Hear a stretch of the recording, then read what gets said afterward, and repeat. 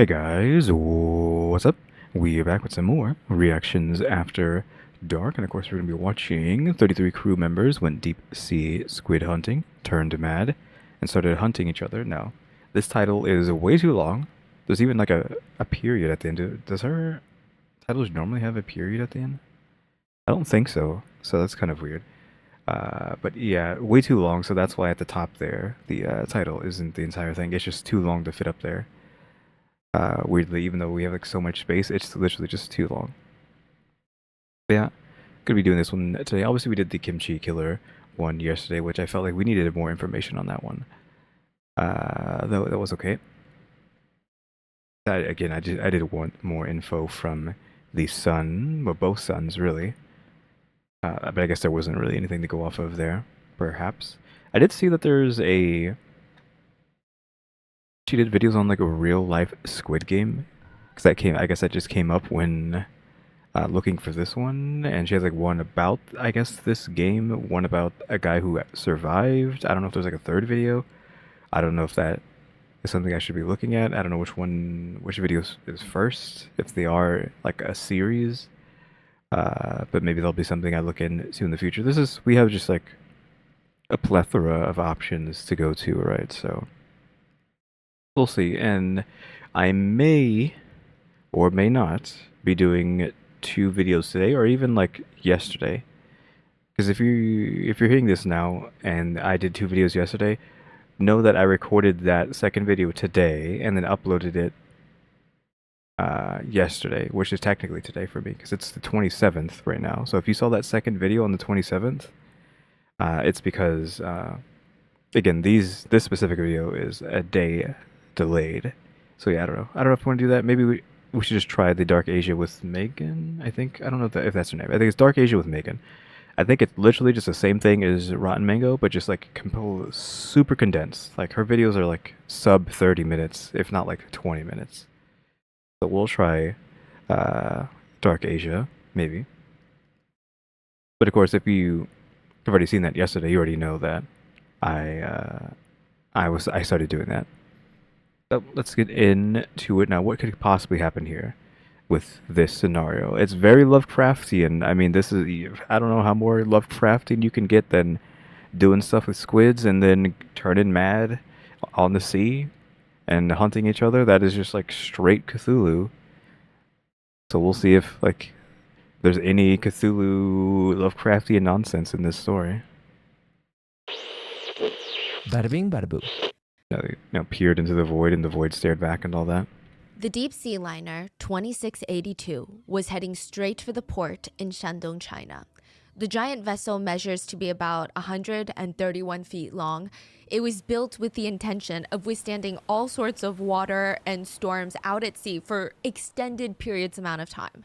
So this is the type of ship that goes into the deep waters for years, does not come back except only to fuel up. It's a little bit strange that the ship is coming home so early. The original plan for this vessel was a 2-year-long expedition, departing from China, going all the way to Peru, going around South America for a while, before finally, slowly, making its way through Japan and back to China. What is this route? What's with the weird numbers? She said from China to somewhere else, right? So it's just like the years are counting backwards this way. If we're going from here to there, or see, that's why I'm confused. Is it the other way around? Is it actually, am I supposed to be reading it this way? Like it's going from there to there? Because that would make sense because the years should be counting up, right? In the Pacific Ocean. The trip was supposed to last 2 years. Now, for some reason, the deep sea liner 2682 makes it all the way to Peru, and then abruptly they decide to turn around and come back home just 8 months out at sea. Nobody knew the real reason on why they decided to come back so early, just that something very bad must have happened on that boat. It was made pretty clear to anyone on the docks waiting that this was not a situation of everyone just being homesick. There was a major rainstorm the day that the ship was coming back, and everyone that was gathered by the docks, they had these flimsy little umbrellas that were basically flipping upside down, and they're getting drenched in rain, just waiting for this ship. There's this really strong sense of uneasiness, anxiety. There were confused family members of passengers that were just standing around like, I don't know what's going on. Why are they coming home? There were men in suits who worked for the company that owned the ship. They're there confused. Almost a dozen police cars were also waiting for the ship's arrival. There are so many questions. Why would there need to be so many police officers showing up for a random boat coming home early? And it's frustrating because when you see a boat that big docking, you see the boat. You feel like it should be here any moment now. You feel like you can scream and talk to the people on the boat. But it actually takes about 1.5 to 2 hours to dock a boat that size. So for 2 hours, the family I mean, that makes sense. members are just standing there, cold, wet, drenched, and confused. They not have anything to put these people in? You got any cars? Or anything? Can we, like, we're at, like, a shore, like a port, right? You got any shipping containers we can stand in? The second that the ship docks, family members are strictly prohibited from talking to their loved ones that they have not seen in 8 months.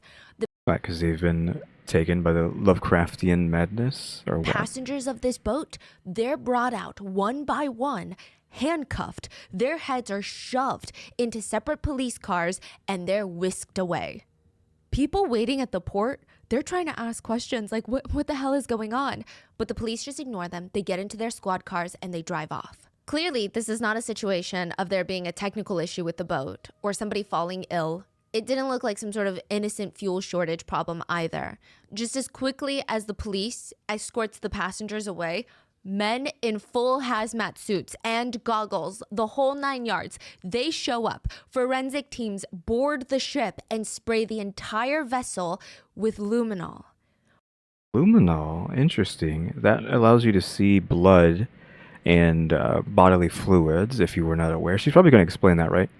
But yeah, luminol just like illuminates blood, urine, etc.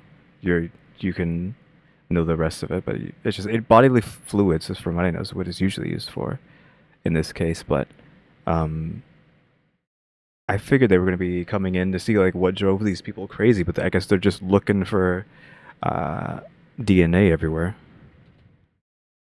Which I'm sure you guys have seen in crime shows and movies. It's a chemical compound that you spray onto a surface. It detects blood. Even if someone tries to clean up said blood, it can detect blood that has been diluted 10,000 times. I don't know if I've seen it used in movies or anything or shows. I've just watched like YouTube and like people, like normal human beings, have using luminol to like spray on stuff to try to like, look for blood and whatnot. I think specifically blood. I know I said other bodily fluids, but I think you're using it for blood. But yeah, I haven't actually seen it used in movies, I don't think, or shows. I've just actually watched real people use it in real life. Once it comes in contact with blood, it starts to glow this pale blue fluorescent color. The whole ship started to glow, like some sort of like badly edited Halloween haunted ship movie. There was so much, quote, cleaned up blood on the boat. It looked like someone had filled up water balloons with blood and just threw them at the walls of this ship, threw them on the beds, the deck, the cabins. Every square inch of that ship looked like there had been blood. Stairwells, communication rooms, kitchen, some of the beds were completely drenched in blood to the point where the mattress, it was spongy. Like, what were they using in this situation to kill everybody?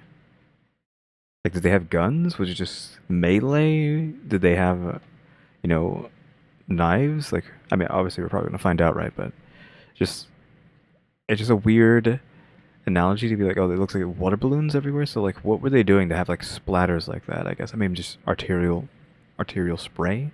Like, you cut an artery, it sprays out, and maybe it lands like that. But you really didn't need a forensic team to even tell you that something very bad happened on the boat. It's just a numbers game. When the ship embarked on its journey December 27th, 2010, there were 33 passengers on the ship. 8 months later, the ship would arrive home early. Okay, with how many? And I don't know how many would be. I know she's gonna say it, but I just want to stop before she says it. Uh, 33 went on. How many came off? I want to say like a lot of them. Not like they didn't kill that many. Like maybe there's still 20, maybe 20 something. But if she says something like 8, that'd be crazy. I don't know why 8 is a number that comes to mind, but if it's 8, that's or around there, that's nuts. But it can't be that low, right? with only 11 people on the boat. Okay, but close enough. That might as well be 8, right? 22 people did not make it back. They did not get sick at sea. They did not get into some sort of freak accident. 22 people were murdered on the ship. And out of the 11 people who made it back, only one would share the story of what really happened on the boat. Only 1 out of the 11. Why did the other 10 not want to say anything? Like this is just straight out of, I feel like, a Lovecraftian story, right? 33 go on the boat, 11 come back. Or at least, that's what he claims. Okay, so we don't know because you have to just take him for his word, right? On if that is, in fact, what happens. So what's going to be the excuse, right? How do 33 guys just go nuts on a boat, other than just being stir crazy for like 2 years, right? Other than just being stir crazy, what could have possibly happened? I'd like to thank today's sponsors who I would assume some sort of like we can argue some sort of chemical, but I don't know. Because if we're going supernatural, I've already mentioned Lovecraftian a million times. But Lovecraftian isn't real. That's actually just a story. Like Lovecraftian stories are just stories. It's not like a religion or anything, so we can't go there. So like, I don't know. have made it possible for Rotten Mango to support Words Without Borders, which is a nonprofit that translates international literature in an effort to bring countries and cultures together by closing the gap of language. This episode's partnerships have also made it possible to support Rotten Mango's growing team of dedicated researchers, translators, so that they can focus on shedding light on stories from all over the world. We'd also like to thank you guys for your continued support as we work on our mission to be worthy advocates for these causes. As always, full show notes are available at rottenmangopodcast.com. But we did have the help of our amazing Chinese researchers and translators with the gathering of data on this case. But as always with any and all cases, especially the international ones, please let us know if there's anything lost in translation, miscommunicated, or if there are any other additional details you'd like us to know. Please let us know in the comments. Okay, give me a second. Alright, so before we get into the meat and bones here of the story, because again, how can you think of this story without thinking of Lovecraftian nonsense? I want to once again mention, because when am I going to get the chance to mention this again? I have already mentioned it before in one of these videos. I don't know why I had to. Oh, it was the video where we talked about the all-seeing eye, because we're talking about the Freemasons. Okay, that was that was a Nazi massacre one. Because we brought up the all-seeing eye, which then goes to the Illuminati. So that got me on the Illuminati tangent. Which here, we're on the Lovecraftian tangent, which also just leads back to the same thing. So I wanted to talk about the Secret World Legends again. Because again, this probably was my favorite MMO of all time. I haven't played it in forever, so that probably those feelings are probably weighing. But like back then, it was like good. I mean, pretty sure you can still play it, but I doubt anyone's still playing it. But that game is just really good if you like creepy horror stuff. It's a horror MMO. First off, it's a horror MMO. Or you can just say it's an RPG, because I mean I'm the guy who plays MMOs by themselves, so you could argue it's just a single player RPG at that point. It's still MMO, so you still have to see people. It fully voice acted for like all the characters and whatnot. But the first section of the game has to do with Lovecraft. The first like 3 zones you go to. So this is the main website, Secret World Legends. It's called Legends now. That's when it went free to play like 5-10 years ago. I don't know how long ago it's been since it went free to play, but the Legends got added on for free to play. But it used to just be called the Secret World. Yeah, but the first section is Lovecraftian based. The next section after that, I think, is in Egypt, so Egyptian religion based. The third section is Transylvanian-ish, So vampires, werewolves, stuff like that. Of course, in the Egypt stuff, you got Egyptian gods and monsters and stuff. I think like mummies, things like that. And then the fourth section, I don't know if they ever added anything after that because I got all the way to there, and then there was basically no more content after that. Is Tokyo, so you have a lot of Japanese folklore and stuff like that, yokai, uh, the monsters like that, ghosts, like those kind of ghosts as well. I think I remember there's like a really cool section in the Tokyo part where you go into like was it a school? I don't know. It's just like you go into this building and this ghost is like haunting the area, trying to like jump scare you a bunch of times. It was really cool. Anyways, very cool game. Has a lot of lore if you like stuff like that. Uh, it's very hard puzzle game though too. Like a lot of the puzzles you might have to look up to figure out because they need very specific stuff. Like you need to be able to read sheet music. You got to translate ancient Roman. You have to know a specific verse from the Bible. That I remember that one. That's a part that takes place in the Lovecraftian section. Uh, yeah, like I just skip past like this part here because got to be careful. Yeah, this is not like I didn't get paid for this. It's not an ad read. I'm just like I love this game, so I'm just gonna talk about it because I have the chance to talk about it because we're talking about something that has to do with it. I can see like this shipping container falling off this boat, which might as well be very relevant because again, this is very Lovecraft. Lovecraft is about that stuff. So that fight to Secret War, because the three factions in the game are Illuminati, the Templar, and Chaos. I think Chaos is what they're called. I don't remember what they're called. They're just like the kind of like Asian-ish territory. That their headquarters takes place in Seoul specifically. So like if you can actually go hang out in Seoul in if you're part of Chaos. You can go to Seoul even if you're not part of them. You just can't go to the headquarters. And then I think the Templars are in London and the Illuminati's in New York. I don't know if I want to like read all this, but yeah, unravel mysteries, ascend into a dark, mature storyline. There's like partial nudity, so it is like a messed up story. You can't really see that, but it is a messed up story. There's partial nudity, stuff like that. And explore the secret world there. See that? Very spooky stuff like that. Travel from London to Seoul to New York, like I just said. Yeah, if you're into that stuff, you play video games, if you're interested in MMOs, this might be something you want to check out and just give it a try. Because again, I would say this probably was my favorite MMO back then, assuming it's still going. I don't know if I would say it still is, but it was just so cool, man. It was so cool.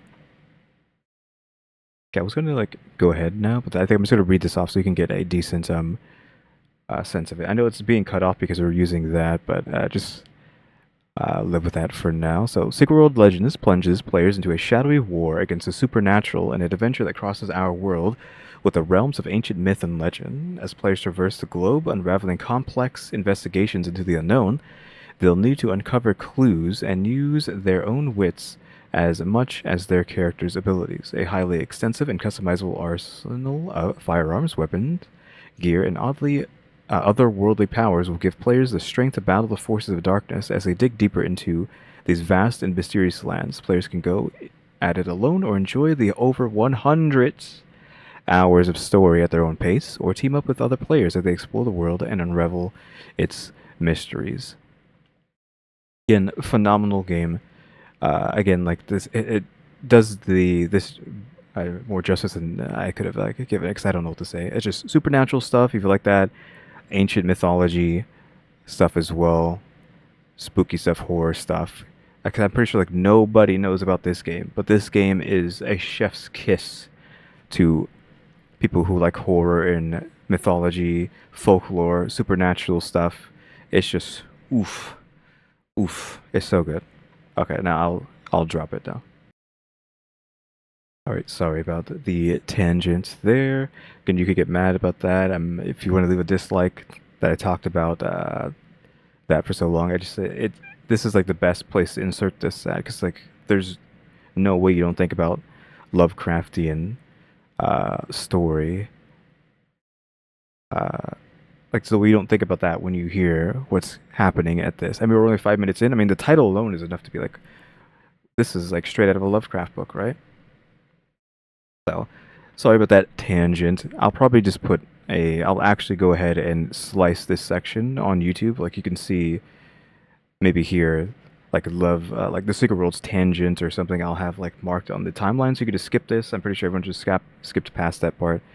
Um, but I just felt like I wanted to talk about something that I did once upon a time enjoy immensely. I couldn't tell you how many hours I have in it because I don't want to spend the time trying to get Steam open and figuring that out. But again, 2 thumbs up. I'm sorry for the tangent, but uh, it's just, I mean, it's something I can talk about, so it's something I'm passionate about. So if I want to, I figured it's just some people might appreciate me talking about things since I feel like I'm not talking enough in these videos.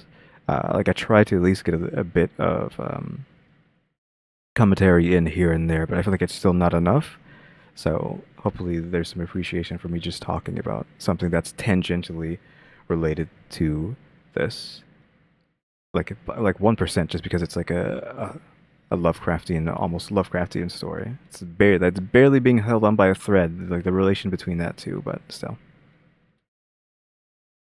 And also, before we dive into this, a huge source for this episode was an interview with one of the 11 that came back on the boat, and it was done by a journalist by the name of Du Chen. It's translated from Mandarin to English by Words Without Borders, by Nikki Hartman and Emily Jones, and through that, the case was able to gain international attention.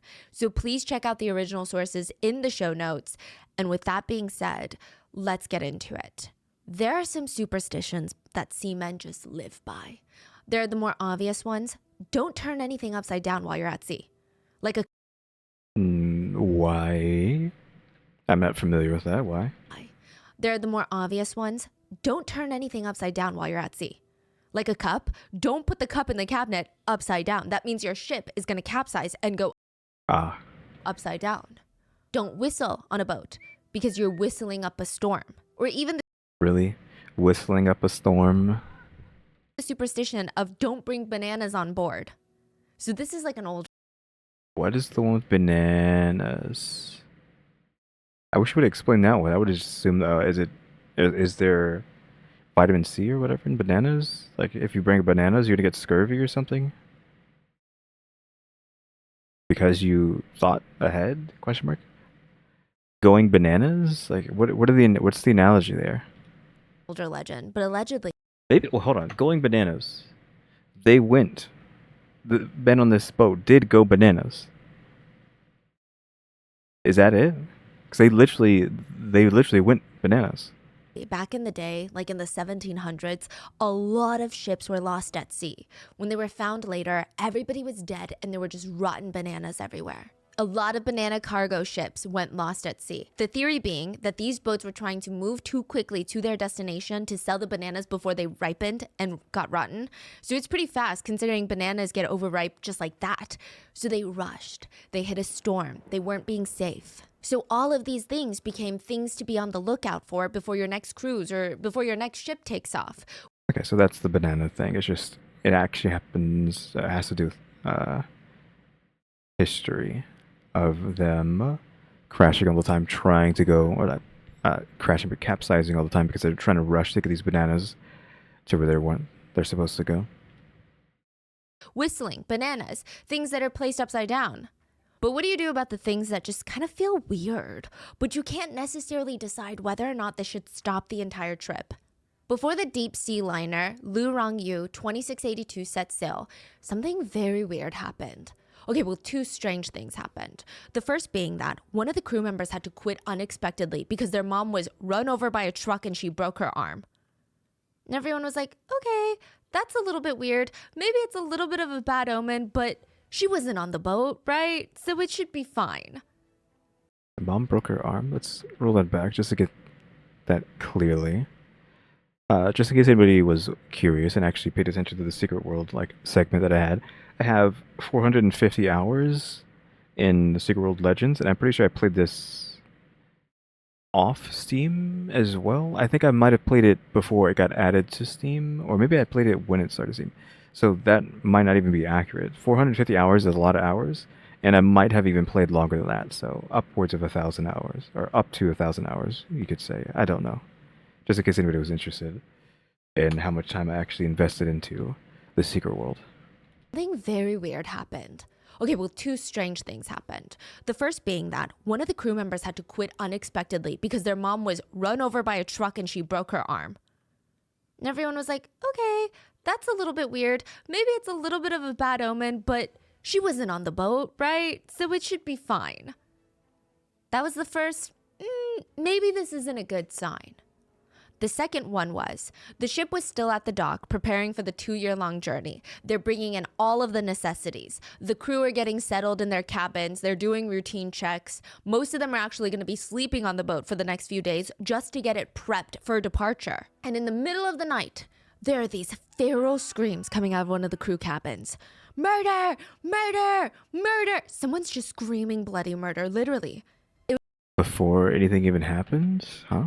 We're actually going to be sleeping on the boat for the next few days just to get it prepped for departure. And Yeah, they're just on the dock. in the middle of the night, Yeah, they're just on the dock right now, just sleeping, right? And then now someone's already been killed, huh? there are these feral screams coming out of one of the crew cabins. Murder! Murder! Murder! Someone's just screaming bloody murder, literally. It was Chef Yan, the man hired and paid to be on the ship to do all the cooking for the next 2 years. He's screaming, murder!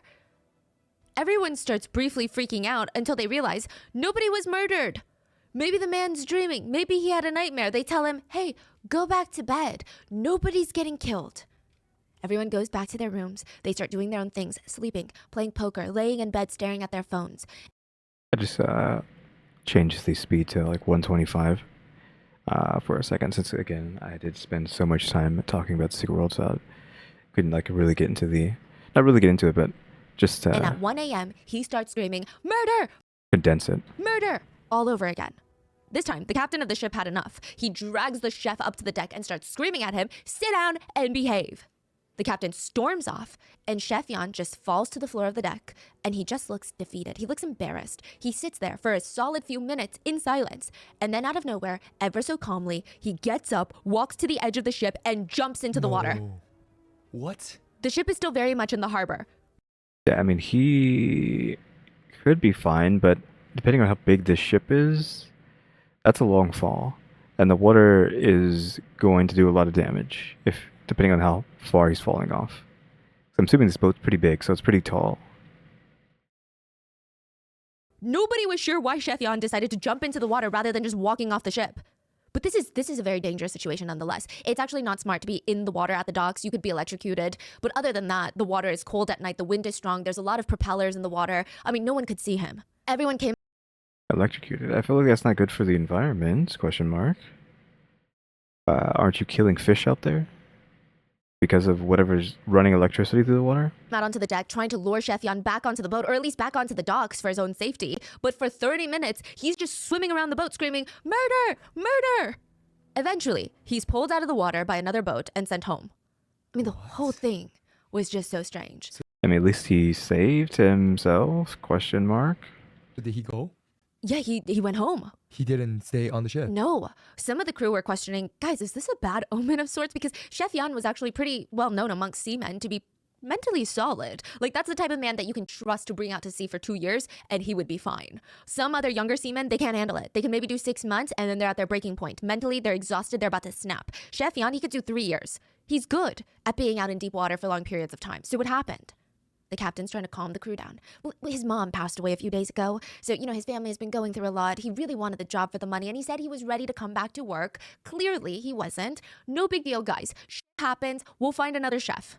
The crew just kind of chalk it up to grief and loss. They work on finding a replacement, Chef Zia. Chef Zia is hired to replace Chef Yan, and maybe you believe in superstitions, maybe you don't, but Chef Zia would be the first to be murdered on the ship.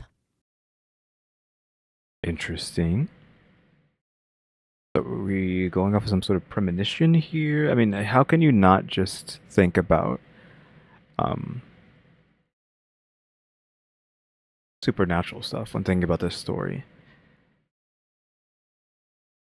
Unless, if we want to be outside the supernatural realm for a second, maybe he knew something was going to happen, question mark? Though, if they all got arrested, does that mean there's a phone on this ship and Thus, someone reported that something bad happened. Because why else would there be police waiting for them at the dock to arrest them, unless someone told, right? So apparently, Colleen scrubbed the ship down. Though of course, Luminol doesn't care about that. They scrubbed the ship down, probably threw the bodies overboard. How would they know other than them just being missing, right? So someone had to tell. This information got out before the boat hit the dock. So was this premeditated is the question. Was this death game, honestly, premeditated? 7.5 months into the trip. My point with that was, if it was premeditated, did the chef figure it out, and then that's why he's screaming literal bloody murder constantly? That he figured it out somehow, and it was like, he's out of here. One of the younger passengers, Charlie, would have a full snap from reality.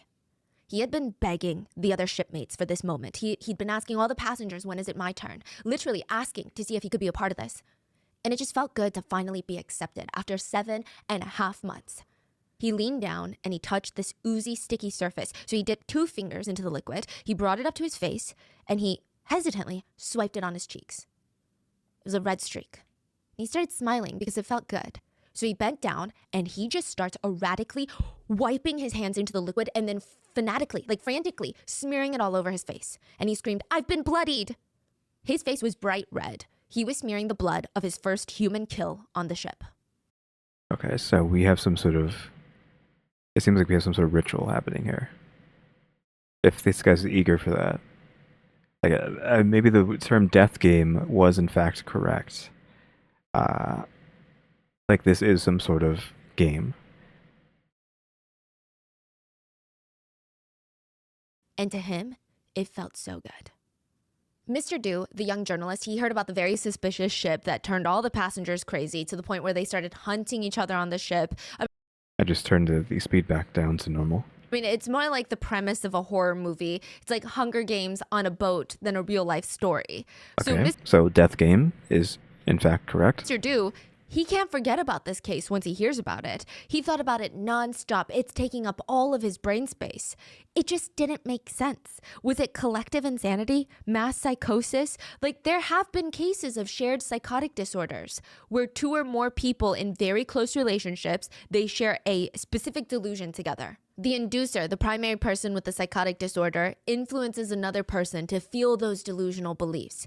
It's rare to see shared psychosis in even 2 individuals, and even rarer to see it in large groups, let alone 33 passengers on a ship. It is a tad bit different from cults, if that's where your mind is headed, where the cult leader maybe more or less believes in the delusions that they're sharing with others, but they're just more hell-bent on power and praise and money more than anything. This seems like a group of people that would have to be in a collective state of psychosis to start hunting each other out in the deep ocean. I think the most recognizable case of shared psychosis are the Eriksson twins. Do you remember this case? Ursula and Sabina Eriksson, Swedish twins. I don't believe I'm familiar with this. They were otherwise ordinary sisters who, in May of 2008, they made headlines for their really disturbing behavior. I still wasn't out of high school yet. I mean, they were just seen on the side of the highway, looking determined, calm almost. And then they suddenly started sprinting straight into oncoming traffic. It was chaos. Now this, I think I've seen. So I guess I do know about the story, but I didn't know who they were, but I think I am familiar with this, at least like 1%. One of them, Sabina, was briefly arrested, later let out without a full psychiatric evaluation. She ended up murdering a man that was just trying to help her. I mean, it was a whole thing. That is probably the most famous example of shared psychosis. Some people just kind of chalked it up to that because this was only like 3 years later. So people are thinking maybe this is shared psychosis with 33 people, 33 passengers. Or maybe it's a mass murder mystery that we'll never really be able to solve. But I think, again, how she said the young one was reacting to that stuff earlier. It seems like this is just something they do, and he was finally allowed to be a part of it, of this like murder, the death game. But journalists did not think so. He traveled all the way to this small, tiny little windy town in the northeast part of China, and he was going to interview one of the remaining passengers of the boat, one of the 11. Mr. Du gave him the alias of Zhao Mucheng, but we're going to call him Zach. Zach had been released from prison, maybe just like a year ago. He was in his late 20s, but he looked much, much older, and he had this very shifty, uneasy air about him, like he didn't want to talk to you about anything. I mean, you were on a death game boat, so that makes sense that you would not want to talk to anybody. He asked the journalist, "What do you want to know?" "I want to know about the people." I mean, this can't just be a situation of shared psychosis or evil people that happen to end up on the same ship together, right? Yeah, it seems much more based, much more grounded than I would have assumed. I think it literally just is someone organizes this death game on not necessarily a regular, but just like potentially regular, and they've been getting away with it somehow. Well, they've been thinking about doing this, and it just finally went through. That makes more sense than just it's some sort of weird chemical that drove everybody mad, or even further, being supernatural and having the sea itself drive them insane. No, it had to be something different. Charlie was normal before we got on the ship. The one that smeared blood all over his face? He's actually the one that introduced me to the opportunity in the first place. Opportunity. Mr. Du looked at Zach and said, "Tell me about how the killings started 5 years ago." This is... He just told us how long he was in jail, like 4 or 5 years. If it happened 5 years ago. Zach and said, That's all he got? "Tell me about how the killings started 5 years ago." This is the story that Zach shares. Now, just keep in mind, this is just about everything we know about what happened on the ship, but it's very hard to say if this is without a doubt the solid truth. There are conversations online about whether or not Zach is a survivor, like he claims he is, or if he's a killer that got luckier than the others. No other survivors have been interviewed, and none of them have come forward, at least that we know of. So Why? this is what we have. Why haven't we tried to talk to any of them? Why haven't the cops tried to figure out what happens? Zach said, before Charlie and the rest of the passengers started hunting each other, they were just there to hunt squid. Lu Rongyu 2682 was a squid ship. Before we get to that, isn't this There dangerous? to hunt squid? Lu Rong... I mean, look at this. Look at this. How there's so many boats. How is this safe?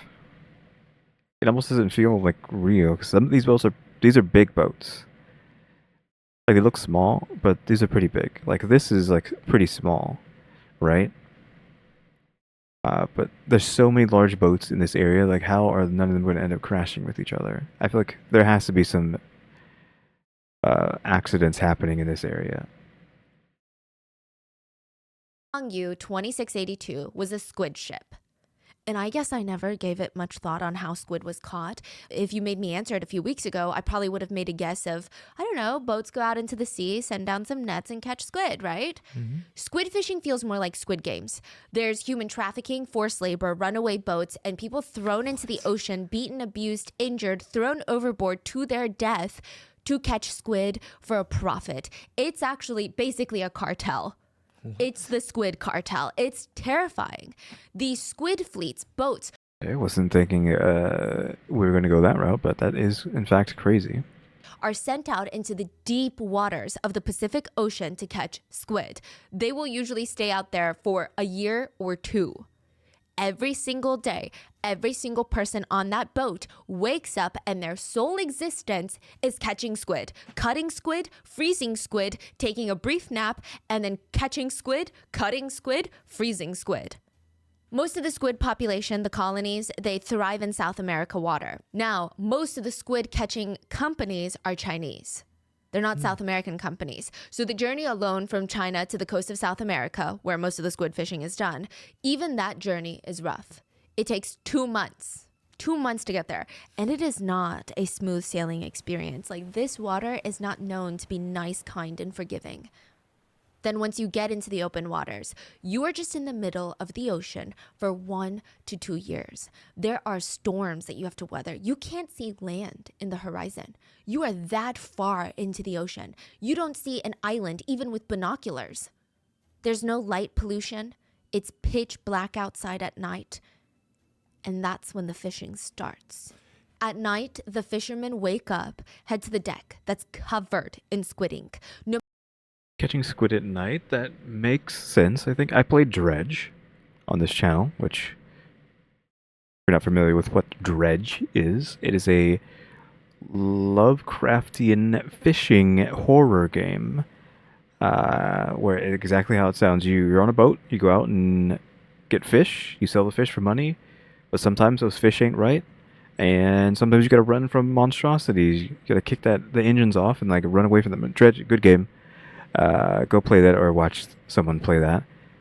If you're interested in that, this video is just giving me ample opportunity to talk about things. But yeah, Dredge, great game. I didn't play the DLC. I don't have the DLC. Yeah, just any stuff like that is just really cool, really interesting. But I think in that game, the squid, if you want to catch squid specifically, they come out at nighttime, I think, or at least specific types of them. Which again, I think that makes sense. I assume that's accurate. So yeah, I guess that is in fact right. Squid are caught at nighttime. That's where this was coming from. matter how much you try to clean it, it will never fully be gone. So it's just black? It's actually turns mucusy once you clean it. Like the mucusy substance is left over. Then you get up to the deck and you turn on these giant bulbs. It looks eerily bright. It's like an eerily bright lit auto body shop. There's oil oozing around, squid ink, it's mucusy. The lights are so bright, even if you look at it or open your eyes for more than 1 second, your eyes start to water. The light bulbs are the size of bowling balls. The light is the thing that attracts the squid. But you can't see much into the water or even around you because the light is shining down on you and the ship. So you probably feel vulnerable in the middle of the ocean and the ship is glowing this strange blue-green color straight out of a Pirates of the Caribbean movie. A New Yorker piece stated, "To the squid, the human squid catching ships, they must feel like aliens. Glowing in vessels approaching. And then you just want to go see what the light is about. You just want to see why it's glowing and why it's floating. And so you'll go and you see a rope come down with some yummy food. So you bite onto it and suddenly you're being lifted up onto this new vessel that you've never seen in your entire squid existence life." Yeah, that is very alien, right? It's being abducted. Just like you see some weird thing in the sky and all of a sudden you're being sucked up into the air and abducted. It's literally just a 1-for-1 of that. Like you go see what this funny thing is above you and you get sucked up into the ship. Like literally. It's not something I've ever thought about, but yeah, it's literally just a 1-for-1 example of that. Only to be gutted and killed for more aliens to eat. And we assume aliens are doing that to us, so literally it's just the exact same thing. And squids are pretty smart, question marks, squids and octopuses, octopi. No one has made up their mind on how they want to say octopus or octopi. Octopuses. I think they're pretty smart. Maybe in specifically squids. I don't know if squids are smarter than octopuses. I'm not sure. So it is a decent analogy because they're smart, but you could argue that we are smarter than them. And in the same analogy with aliens, we are smart, but then aliens arguably would be smarter than us. So it's several layers of similarities there. And the ship is the only thing lit up in the water, like a bright bullseye, a target. You can see the light from almost 100 miles away. That's how bright the lights are. And it doesn't just burn your eyes, it's hot. The heat is roasting down your back while you work during the night. The ocean is known to be cold during the night times. It's hot on that ship at night. Also, just to keep adding more to this, if you haven't played Splatoon, that also is kind of relevant to that, because you are playing a squid and or octopus kid in a world ruled by squids and octopuses and fishes and whatnot. Because spoilers, which if you haven't played any of the Splatoon games, you're probably not going to, but spoilers for like the full story. Even though it's a shooter, it's a third-person shooter, PvP shooter, so it doesn't really matter too much, right? But there is a overall story to it, and it's technically an apocalyptic story. Like You're just living your lives, doing your squid things, having these fun paintball games, whatever, paintball equivalent games. But uh, technically, in this universe, humanity has been wiped out. I assume by their own hubris, right? And then, like, not even the ones that try to survive. Once you get to Splatoon 3, you find out, like, no, even the ones that escaped to space, they died too. All the humans are dead, but they made some sort of thing that kind of kept their memories in the collective like will of humanity, basically, and that seeped into the ocean, and then that went into the squids, and they evolved rapidly into humanoids. And so you can almost say, well, humanity now lives through them because it, like, that's our will was passed down to them in this scenario. But yeah, it's just like, because like I was saying, squids are smart, so you don't know if we somehow get wiped out, squids might take over the planet. That's where this was going. I know I'm just being silly this episode, but there's a lot of just like random stuff to talk about with this one. Squid fishing is not like regular fishing, where you throw in a line and you patiently wait for a tug. Each worker gets to operate 3 squid fishing machines. It's a terrifying mechanical looking process. It's the type of process like a factory machine where you feel like if your sleeve of your shirt gets caught, you're going to be out an arm. That's what it looks like. Each worker has 3 giant wheels that keep turning and turning, and it's just bringing in more of this metal line. And every so often on this metal line, there's just squid on the hooks. It's artificial bait. It's not even real bait for squid. They come up, the hooks have sunk into the squid. It's all done by machine. The worker is there to unhook the squid. And sometimes if there's a really big squid caught, they have to tug on the line manually, really hard. Sometimes it takes multiple men to bring it out of the water. Some squid can get up to be 220 pounds. It's a physically demanding job that challenges a worker's strength, stamina, not just physically, but also mentally and emotionally. I mean, I'm assuming if the squid are still alive, they're gonna be fighting back too. Like, they'll be sucking onto you. Probably doing a lot of damage, depending on how like much those suckers can really do. And by sucker, I mean like they're literal suckers. Like, you might be getting like chunks taken out of you. I mean, maybe if it was like a giant squid. I don't know if they're getting any giant squids, since they're like what, 10, 20, 30, 50 feet long. Maybe, I think colossal squid, maybe, are those like 100 feet? Like, you can get some pretty big squids. I mean, obviously they're not going to try to get any of that. That's too hard. But what if one just accidentally gets caught? Or like a tentacle gets caught? Your skin never feels dry on those boats. Whether it's from the seawater during storms, or the boat never just fully dries, or the squid ink that's just covering every surface of this freaking boat, you've missed the feeling of dry skin. Your hands feel like sponges, which is probably not the best when you have to work with sharp objects to cut and gut the squid. But the wetness, that's probably the least of a squid fisher's complaints. You just want to get into a flow state where your hands are working, but your mind is on land. Your mind is not on this boat. Because if you're not, you're going to start getting frustrated with the sound of the squid. Did you know when squid get caught, they hiss? It's like you know when you have a kettle that's on the stove and it starts hissing? Yeah. Squid hiss. Oh, man. They turn translucent and they start hissing at you. Squid fishers, they try to block out that sound as best as possible, because imagine how many squid are just hissing. But it's not easy, and there's nothing that you can do to block out the stench. Deep sea squid have high levels of ammonia. The air on the ship smells like the world's most collectively worst smelling urinal stall ever. By the end of the night of squid fishing, the entire deck floor is overflowing with squid, shin deep. You can't even walk around the deck anymore. It's all squid, and they're all hissing at you, and they're all oozing squid ink. They're just being there alive, just being allowed on the ship. They're gonna get off that ship if you don't do something. Like, and they're smart. They will shimmy through a hole or like climb their way off the lip of the ship. They'll get off that ship. By the end of the shift, your skin smells like pee and squid, and your clothes, they can't even be washed. Most of these ships don't want to waste resources on the workers for their clothes, so the fishermen, what they do after a dirty shift is they tie up all their squid ink covered clothes, toss it into the water, and it drags behind the boat for miles in the salt water. That's how they do laundry. But catching squid is only half the job. The same fishermen have to now weigh, measure, wash, and sort the squid into metal trays for freezing and bagging. First, you have to separate the squid into two groups, the squid that are under 9 pounds and the ones that weigh over 9 pounds.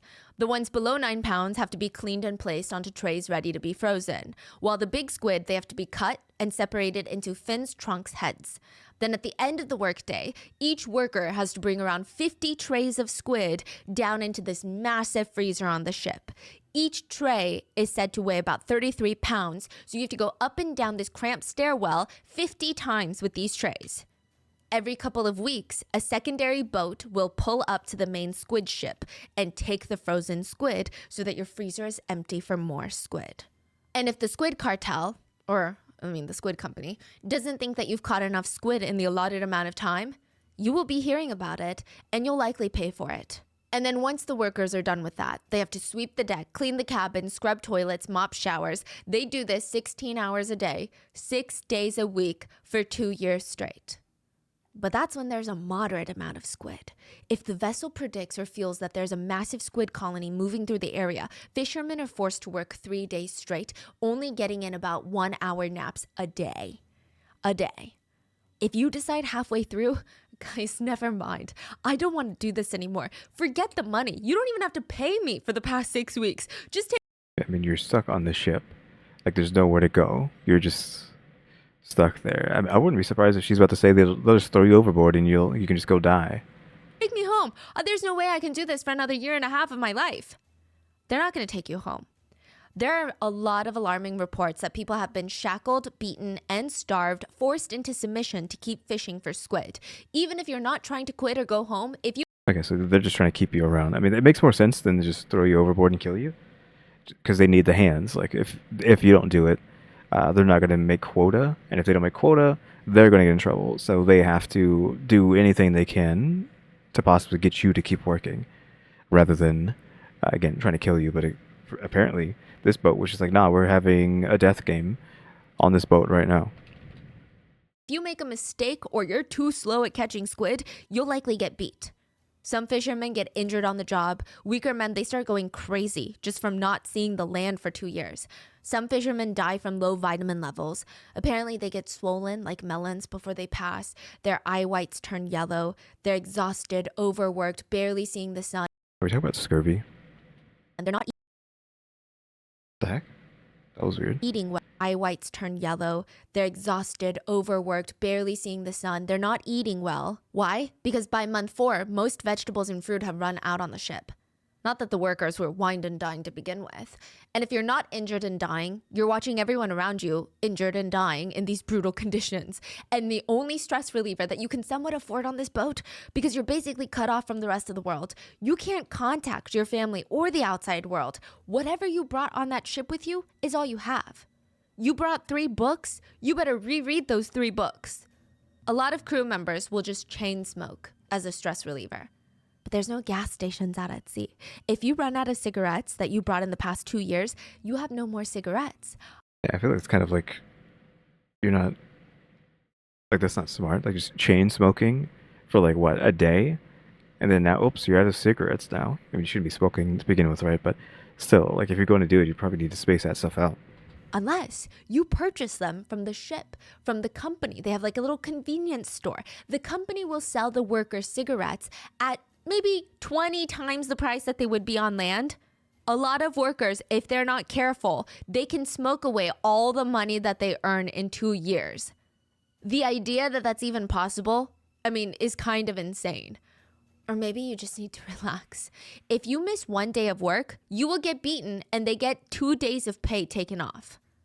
And just something to note, I went down the rabbit hole. The squid fishing industry is terrifying and China does dominate in that industry. There are a lot of questionable Chinese companies that have been called out for very illegal, very ethically immoral things that they have done to catch squid and the abuse that they put their workers through. Some of the companies are just pure evil. But the New Yorker, they put out a piece of the squid fishing industry, and at the very end of their piece, they added food for thought. Because it's very easy to just point the finger at one very deplorable part of the food chain. but over 70% of China's seafood catch is exported out of China and into places like the United States and the EU. Oh, ad read. We're just gonna go straight into that I ad am a read. creature of habit, Oh, and this is Liquid IV again. She's done this one, this ad before on one of these videos. my habit. But Usually at the again, end I of don't the know year, I will about send anything all about of the Liquid IV. I've mentioned before that I don't and by the end of January, I feel like trust I'm busy where there's too much going on, and then the things like don't powdered around too drinks or much. whatnot. So this year I decided, you know what? I don't Just need to because feel like bad we have a myself, bunch of them, and because I'll sometimes I just maybe need to drink be one once enjoyed. I every am 1000% few not years, friend. but Tell me if you feel like I can immediately, I'm gonna ask you that. as soon as My life I feels drink better that when stuff, I I can vibe immediately with it. feel So it this like is my killing me, favorite thing to basically. do on the go I just at not home feel every single morning, like just the because body it has makes like me a feel reaction to it. It good. doesn't matter what kind it I just is. feel It like has there's no vitamin small C in ways for it, myself to or any to other relax. like nice Liquid vitamins that IV, they're I supposed don't to have to be. pretend like I'm a Uh, completely different person. And let's just like fully mute that. It doesn't really matter like what like nice things are supposed to be in it. I can just feel that the artificial sweetener or the color dyes are just doing damage.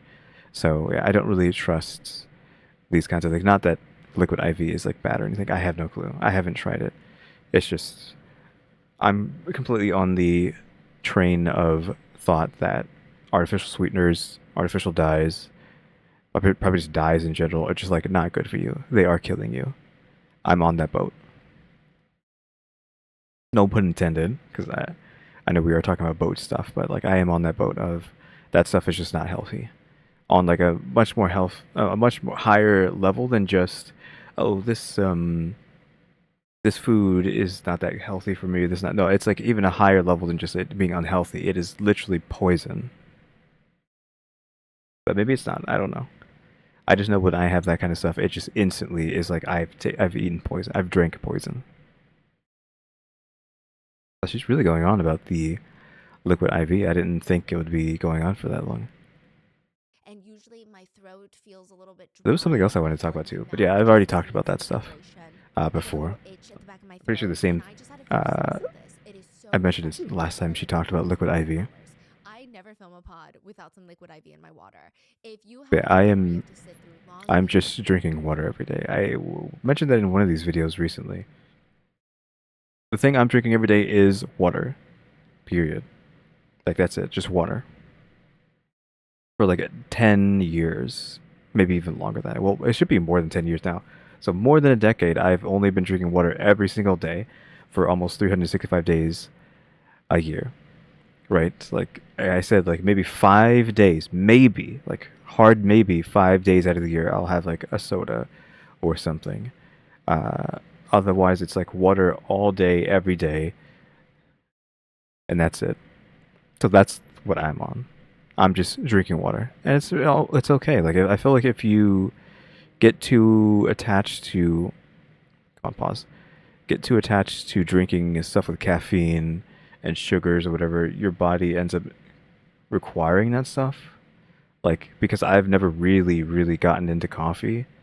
I've had like a coffee once or twice as a kid, and as a kid like as a teenager. Again, maybe like once or twice as an adult. So that's like thousands and thousands and thousands of days where only like one time I've had like a coffee. So I don't really need that stuff. Like I don't. I wake up and I'm not. It's not like I'm dying when I wake up. I get out of bed and I'm good. So I think a lot of the reasons why people feel exhausted a lot of times is because they literally require coffee and soda because they have been drinking it for so long, and like their body needs it to function. Now, they no longer can function without it. Which if you just never drunk it in the first place, you would have been much better off. Maybe I don't know. I mean, I'm not an expert. I'm just talking, about stuff. We're just here to talk. so this is the kind of ship that they're on. They're not on a 9-month cruise. They're on a hell journey for 2 years. Do you remember Charlie, the one who smeared blood all over his face? Mm-hmm. He was the one that got Zach the job in the first place. Zach had never been on a boat like this before. Neither had Charlie. I mean, you would imagine that Shinfa Foods, the company that owns the ship, they would be recruiting real fishermen that know what they're doing to go out there for 2 years. But no, they were honestly just taking about anyone. Yeah, I mean that sounds about right. Charlie was on the boat because he burned down a building. By Arson? That's so you committed arson, so you get a fishing job? accident, though. He worked for a bus company before this, and one night Charlie got super, super drunk, started playing mahjong at a coworker's place. He's drinking. One thing leads to another. He burns the building down. Look, we don't know exactly how he burned the building down. Yeah, 'cause that, that just happens. Everybody's done that once or twice in their life, right? Yeah, just play mahjong, burn a building down, burn a house down. It's just that simple. Sometimes you play mahjong, you just burn a building down. It seems to be an accident, but not really, because he was drunk and being careless. The whole building caught on fire, and because he started the fire, he was in a ton of debt for the building repairs. And he thought, you know what? This is the best way to make money quickly, because even if I make money right now, here's the problem. I keep spending all my money. I keep going and spending it on rent and going out to these restaurants and wanting to hang out with my friends. If I'm on this ship, how am I going to spend the money I'm working on? And I get free room, 3 meals a day. It's very little expenses. I mean, 3 meals a day, assuming they can keep you stocked on food and you don't run out. Zach describes Charlie as being the type of guy that was pretty excited about this whole experience. He wasn't moping around, dragging his feet, like complaining about, oh, I can't believe I have to do this because I'm in debt. I didn't even mean to set the place on fire. He was actually a happy-go-lucky kind of guy. Zach and Charlie knew each other from working at a restaurant together. A few summers back, they both worked at a barbecue restaurant. And I feel like this was a bad omen in and of itself. It was a very rainy summer. They worked at a barbecue restaurant outside. They made next to nothing working together. It seemed like these two friends, they just did not have the best luck when they were put together. So Charlie calls Zach, tells him this is the job of a lifetime. The fishing company is going to pay us 45,000 yuan a year. The average salary in China in 2010 was closer to 35,000 yuan. This is with a college degree, like an office job. So this is a big deal. They don't care about your education background. They don't care about your work experience. I mean, this is unheard of. Side note, 45,000 yuan is about $6,500 US dollars, so $6,500, which I know might not sound like a lot of money because of the conversion rates. But if you're in America, this would be like the equivalent scenario. Someone is offering you $95,000 a year compared to the national salary average of $74,000 a year. And that $74,000 is with people with college degrees. They're getting corporate jobs. Yeah. So $94,000 for someone who didn't even graduate high school? That's crazy. I mean, I think that helps put into perspective, right, how desperate they were for this type of money. And not only do you get that 45,000 yuan, you get a bonus when the job is complete and you land back on land. Zach's liking the idea of it. He's like, I have a girlfriend that I really love, and I know that I'm not earning enough to satisfy her and marry her. Like, her family's never going to let it happen. So this would be my sacrifice. Go on this ship for 2 years. When I get back, she's going to be my wife. Assuming she hasn't thrown you in the trash, I would assume, because you've been gone for 2 years. And hopefully he wouldn't spend too much money on the ship because, I mean, living expenses would be very low and he wouldn't even have time to go out and drink and hang out with friends. Company gives you 3 meals a day. This is perfect. Side note, every crew member, this is kind of important later, you get a weight limit of luggage and supplies that you can bring. So you do get 3 meals a day, you get a bunk bed, but shampoo, conditioner, all of these things you need to bring for either 2 years or you can buy them at the store on the ship, but the store is very expensive. How much? Okay, so the store is on the ship, not a boat. You're not like a wandering merchant, which Dredge has a wandering merchant. They're not really wandering. They kind of just have spots that they're posted up at. But yeah, like it's not a boat or platform that just wanders around.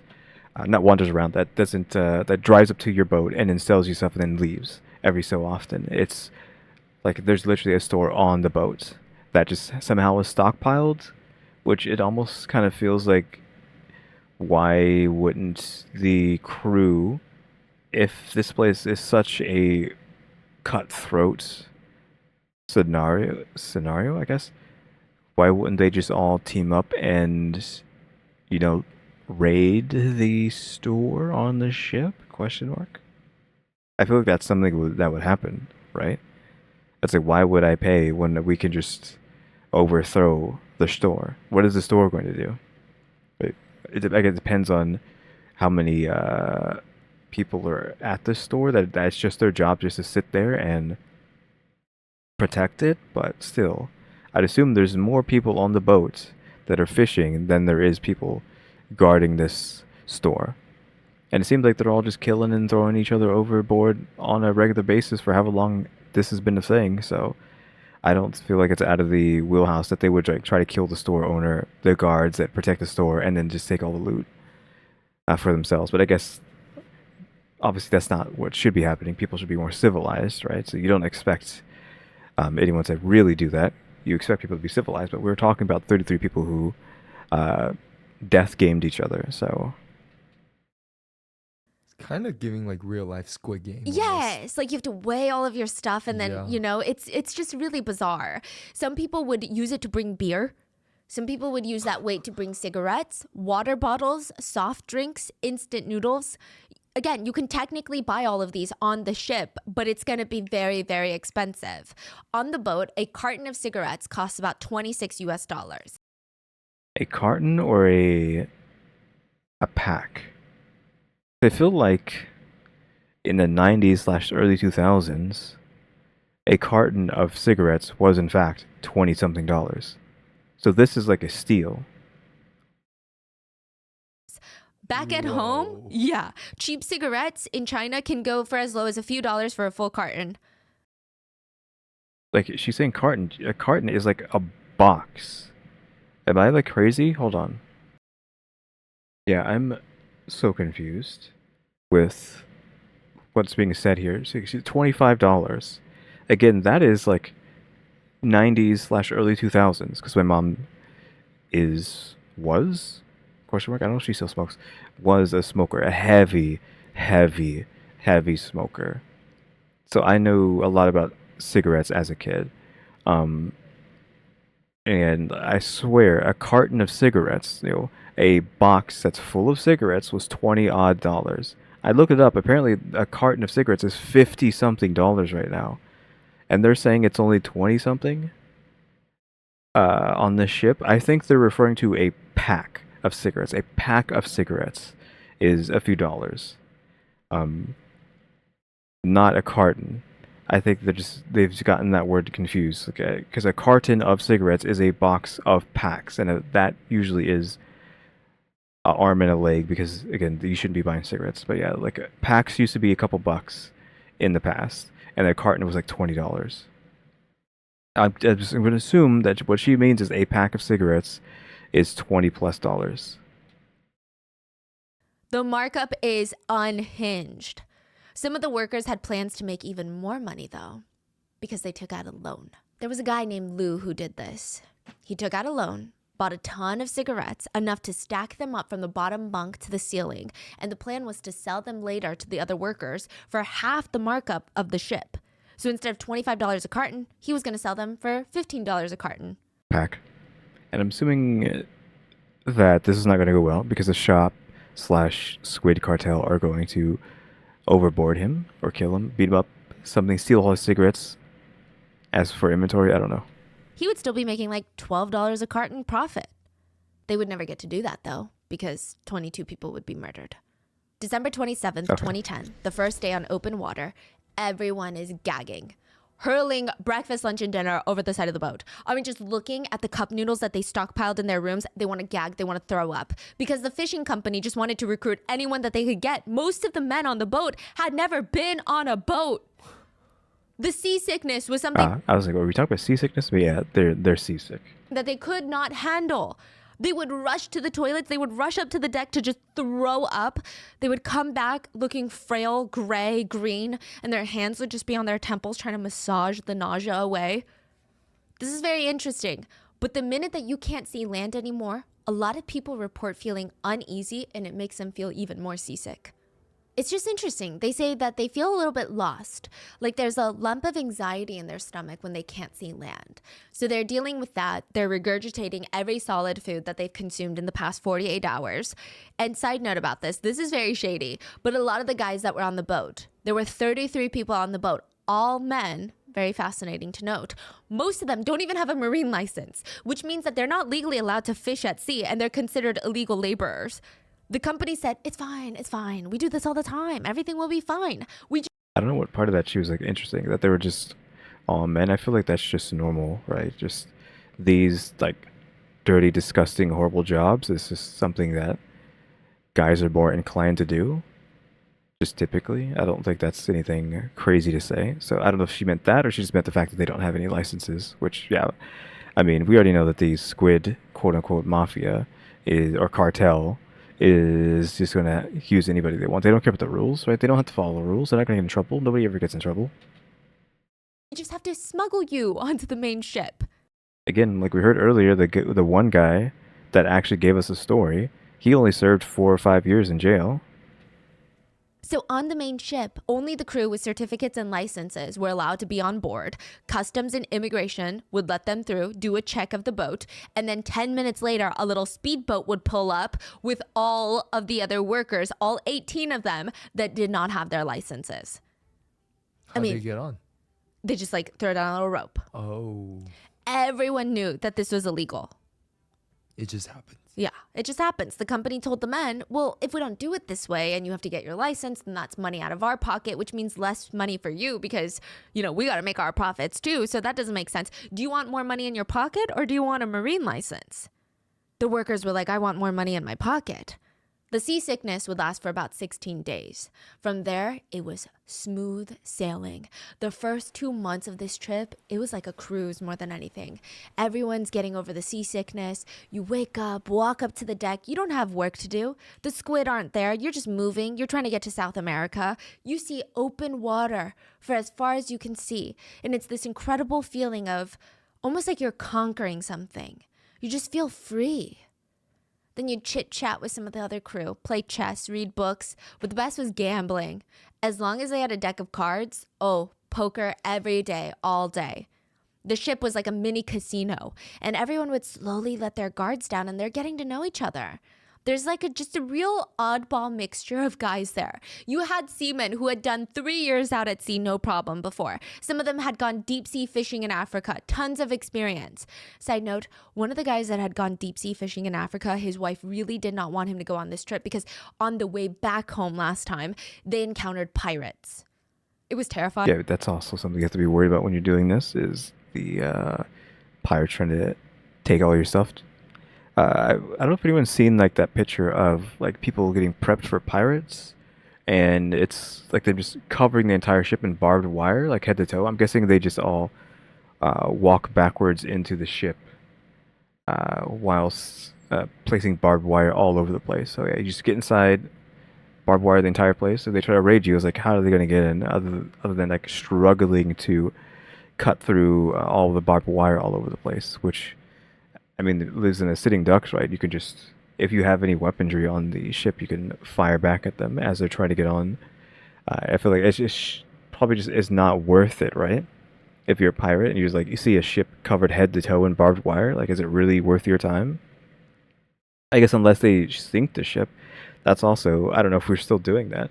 I feel like that's more of a 1700s kind of thing. I don't think we're out here in the 2000s with cannons equipped on our little speedboats trying to rob places. I mean, or maybe people do have cannons and they're out here just blowing up, well, not cannons, but like modern day equivalent to explosives to destroy ships so they can steal the loot, but then like all the loot's in the water and you're like, nah, you're gonna lose stuff. So like, I feel like you're just not gonna be doing any of that. He could have died. So since then, she was like, I just want you to be in a radius near the land because usually when you can see land, it's hard for there to be pirates of any nation, you know? So please don't go. And he's like, babe, I have to go. I'm just ready for it. And my friend said he needed help. They need people. If I back out now and they can't find more seamen, how can I ever look at him again? So there are a lot of experienced sailors all the way down to Michael. Michael's a recent college graduate who could not find an office job. He did not graduate with anything that had anything to do with the sea, nothing like that. So he just applied for this, which is a wild escalation of events. He was choking up, telling the rest of the men about how his mom was begging him not to go. She was yelling at him, you've never even been on a boat.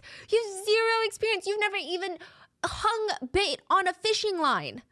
But Michael thought, this is a great way to make money, Mom, and I'm trying to learn a new set of skills. Would you rather me lay around at home and do nothing or work for the next 2 years? Another guy was training to be a pilot, and he thought that this was a great way to see the world. Some guys straight up said they didn't have anything better to do. And once they got all this cash, they were going to buy a new car. They were going to get some designer stuff when they get back. One of them said, my sister was a wreck. I mean, a lot could happen in 2 years, as we can see. So I don't know if anything's gonna go this way. These people think it's gonna go. I mean, obviously it didn't, but like in the moment, like you would still think, I don't know if this is gonna turn out the way you think it is. tears streaming down her face, and I sat her down and I was like, hey, just imagine I went to prison for 2 years, okay? Just forget about it. But a lot of the men, they were there to pay off debt. One guy had a pig farm that got completely obliterated by a pig disease. He owed a lot of money. Charlie, he burned down a building. But none of that really mattered on the boat because there's no way for creditors to track you down on the open water. By early February 2011, the ship had been sailing in the Pacific for over a month, and it was almost Chinese New Year. There is this air of excitement and peace within the ship. Did anyone smuggle fireworks onto the ship? Not necessarily smuggle, but did anybody bring fireworks? I guess did they waste their? They've got 8 meat dishes. Did they waste their weight limit on fireworks? Sailing in the Pacific for over a month. I wonder if the store has fireworks. You know, just to be that scummy. Let's go. Yeah, you want to use fireworks on New Year's? Got to pay $100 for this sparkler. And it was almost Chinese New Year. There is this air of excitement and peace within the ship. Everyone's cooking up the feast. They've got 8 meat dishes to share. They're sitting on the ship floor with metal bowls and disposable chopsticks. They're helping each other scoop rice. It's all this like cute moments. They're laughing, joking about how when this is all over, we're going to go to each one of our hometowns and eat the hometown food. I want to try those noodles that you keep talking about from back home. They were allowed to use the ship's satellite phone to call their families back because it's Chinese New Year. And it would be the last time that many of them would ever get to talk to their loved ones. 2 months before arriving back at the harbor, loud music was blasting on the ship. Everyone knew what that meant. Really? Is that Squid time? It was time to hunt. Yeah, Squid time. They were hunting each other. By the time that the music cut off, people would be dead. If you were unlucky, you would... Wait, what? Huh? Hold up, what? What happened? I thought we were going to hunt squid, not each other yet. What? 2 months before arriving back at the harbor. 2 months before the harbor. Loud music was blasting on the ship. Okay, so we have our hunt now, 2 months before. But why? I mean, we're almost halfway, so we're probably going to get the why. But we still don't know, we still don't have like a decent enough clue as to why we're doing this battle royale on the ship. Everyone knew what that meant. It was time to hunt. They were hunting each other. By the time that the music cut off, people would be dead. If you were unlucky, you would be brutally stabbed and thrown overboard with nothing but the loud music ringing in your ears. And if you were really unlucky, you would still be alive when you hit the water, and then you knew that the end would be you waiting for the fins to show up, because once the sharks smell blood, they come out to feed. Assuming that you were bleeding. She said you weren't bloodied, right? You'd be fine. And sharks are like what? Such a minimal, they have like such a small number of deaths for humans per year. You know, there's a lot of like people talking about how there's Jaws was such a propaganda towards sharks because sharks actually aren't that big of a deal. There are a few distinct phases that the passengers would go through before they completely snap and start playing Hunger Games on this boat. The first phase is nothing is wrong until something is wrong. Zach was in the dorm one day when he saw Lou, another crewmate, and he left his notebook laying on the bed. They were almost to Peru, so he reaches over, he's flipping around, and it's all sort of like random numbers written down. When Lou comes back into the room, Zach asks, "Hey Lou, what are you writing down in your journal?" "Oh yeah, those are the ship's coordinates and where we are." "Oh, why? Doesn't the ship track that?" "No reason.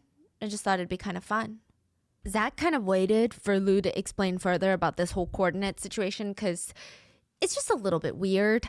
But Lou was just an interesting man. He always looked like he was deep in thought on this boat about something, somewhere, but he would never tell anyone what it was.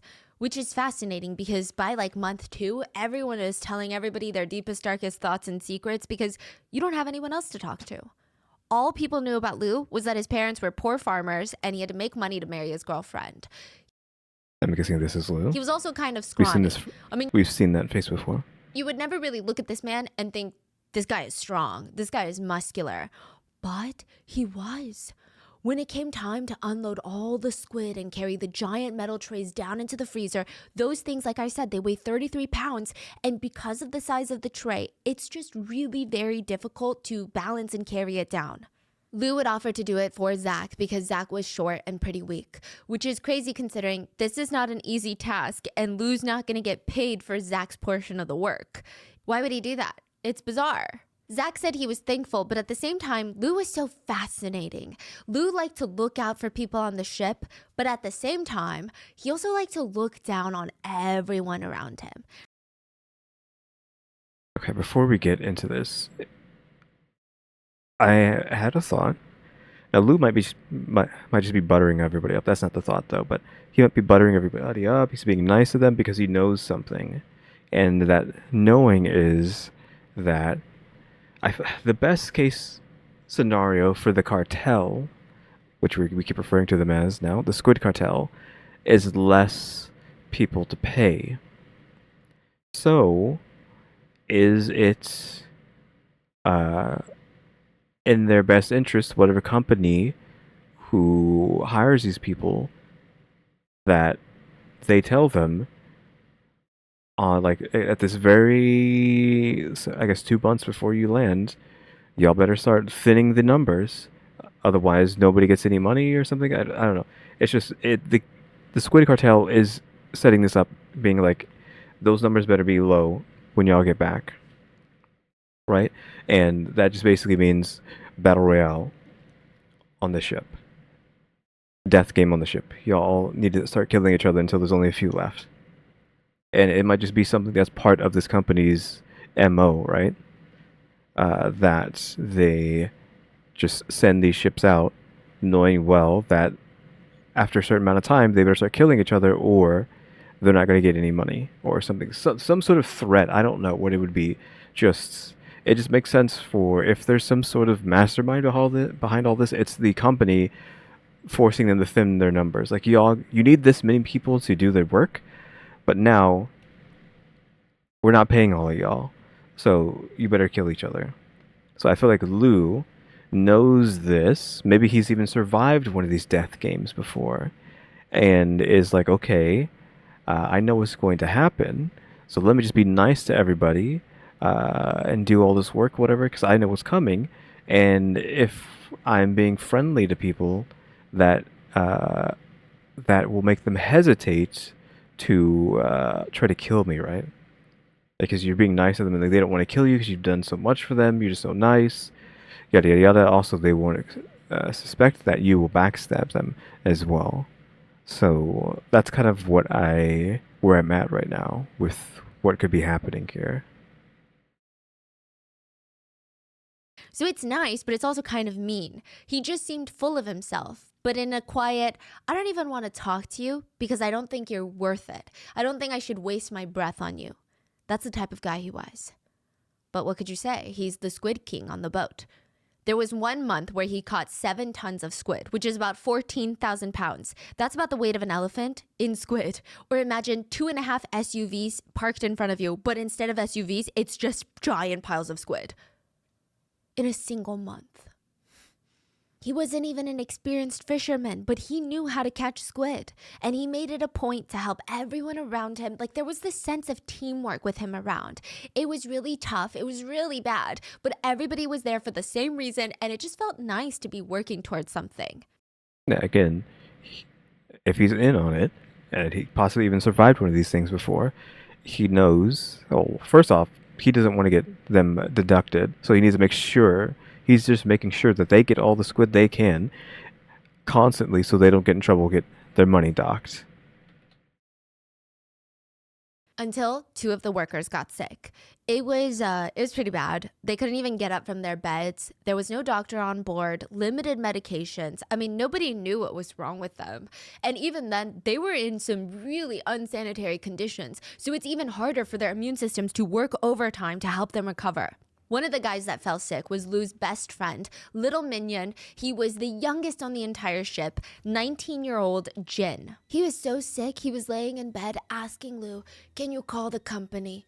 Just request me be taken off this ship. They don't have to pay me for the past 4 months Okay, so there is a phone on the ship. of work. I don't care. I just need to go home and see a doctor. It's that bad. I don't even need any of the money. Jin's parents were from Beijing, and they had a bit of money. They had a house, they had a car, which is a pretty big deal in Beijing. The only reason Jin ever came was because he liked Lu and he wanted to be a sailor. That's it. He was in it for the ride. The company rejected his request to go home to see a doctor. But I mean, if you want to go home, then the ship have to go all the way back? Well, they can request that a smaller boat come and get you, and you can pay for that, pay for your fare back. Okay. But not only that, that cost them money to send a boat. That cost them gas. Like, whoop-de-doo. It cost them gas to come get you, right? You're still going to pay, so they might as well just do it. But, no, they need more hands. They just want more hands. Also, again, they're in on it, right? They know the death game's going to happen. So it doesn't even matter if this guy gets sick. He's just a casualty that they can write off as he got sick, right? It just makes it seem more legitimate that there wasn't a death game if these people are just dying from ailments.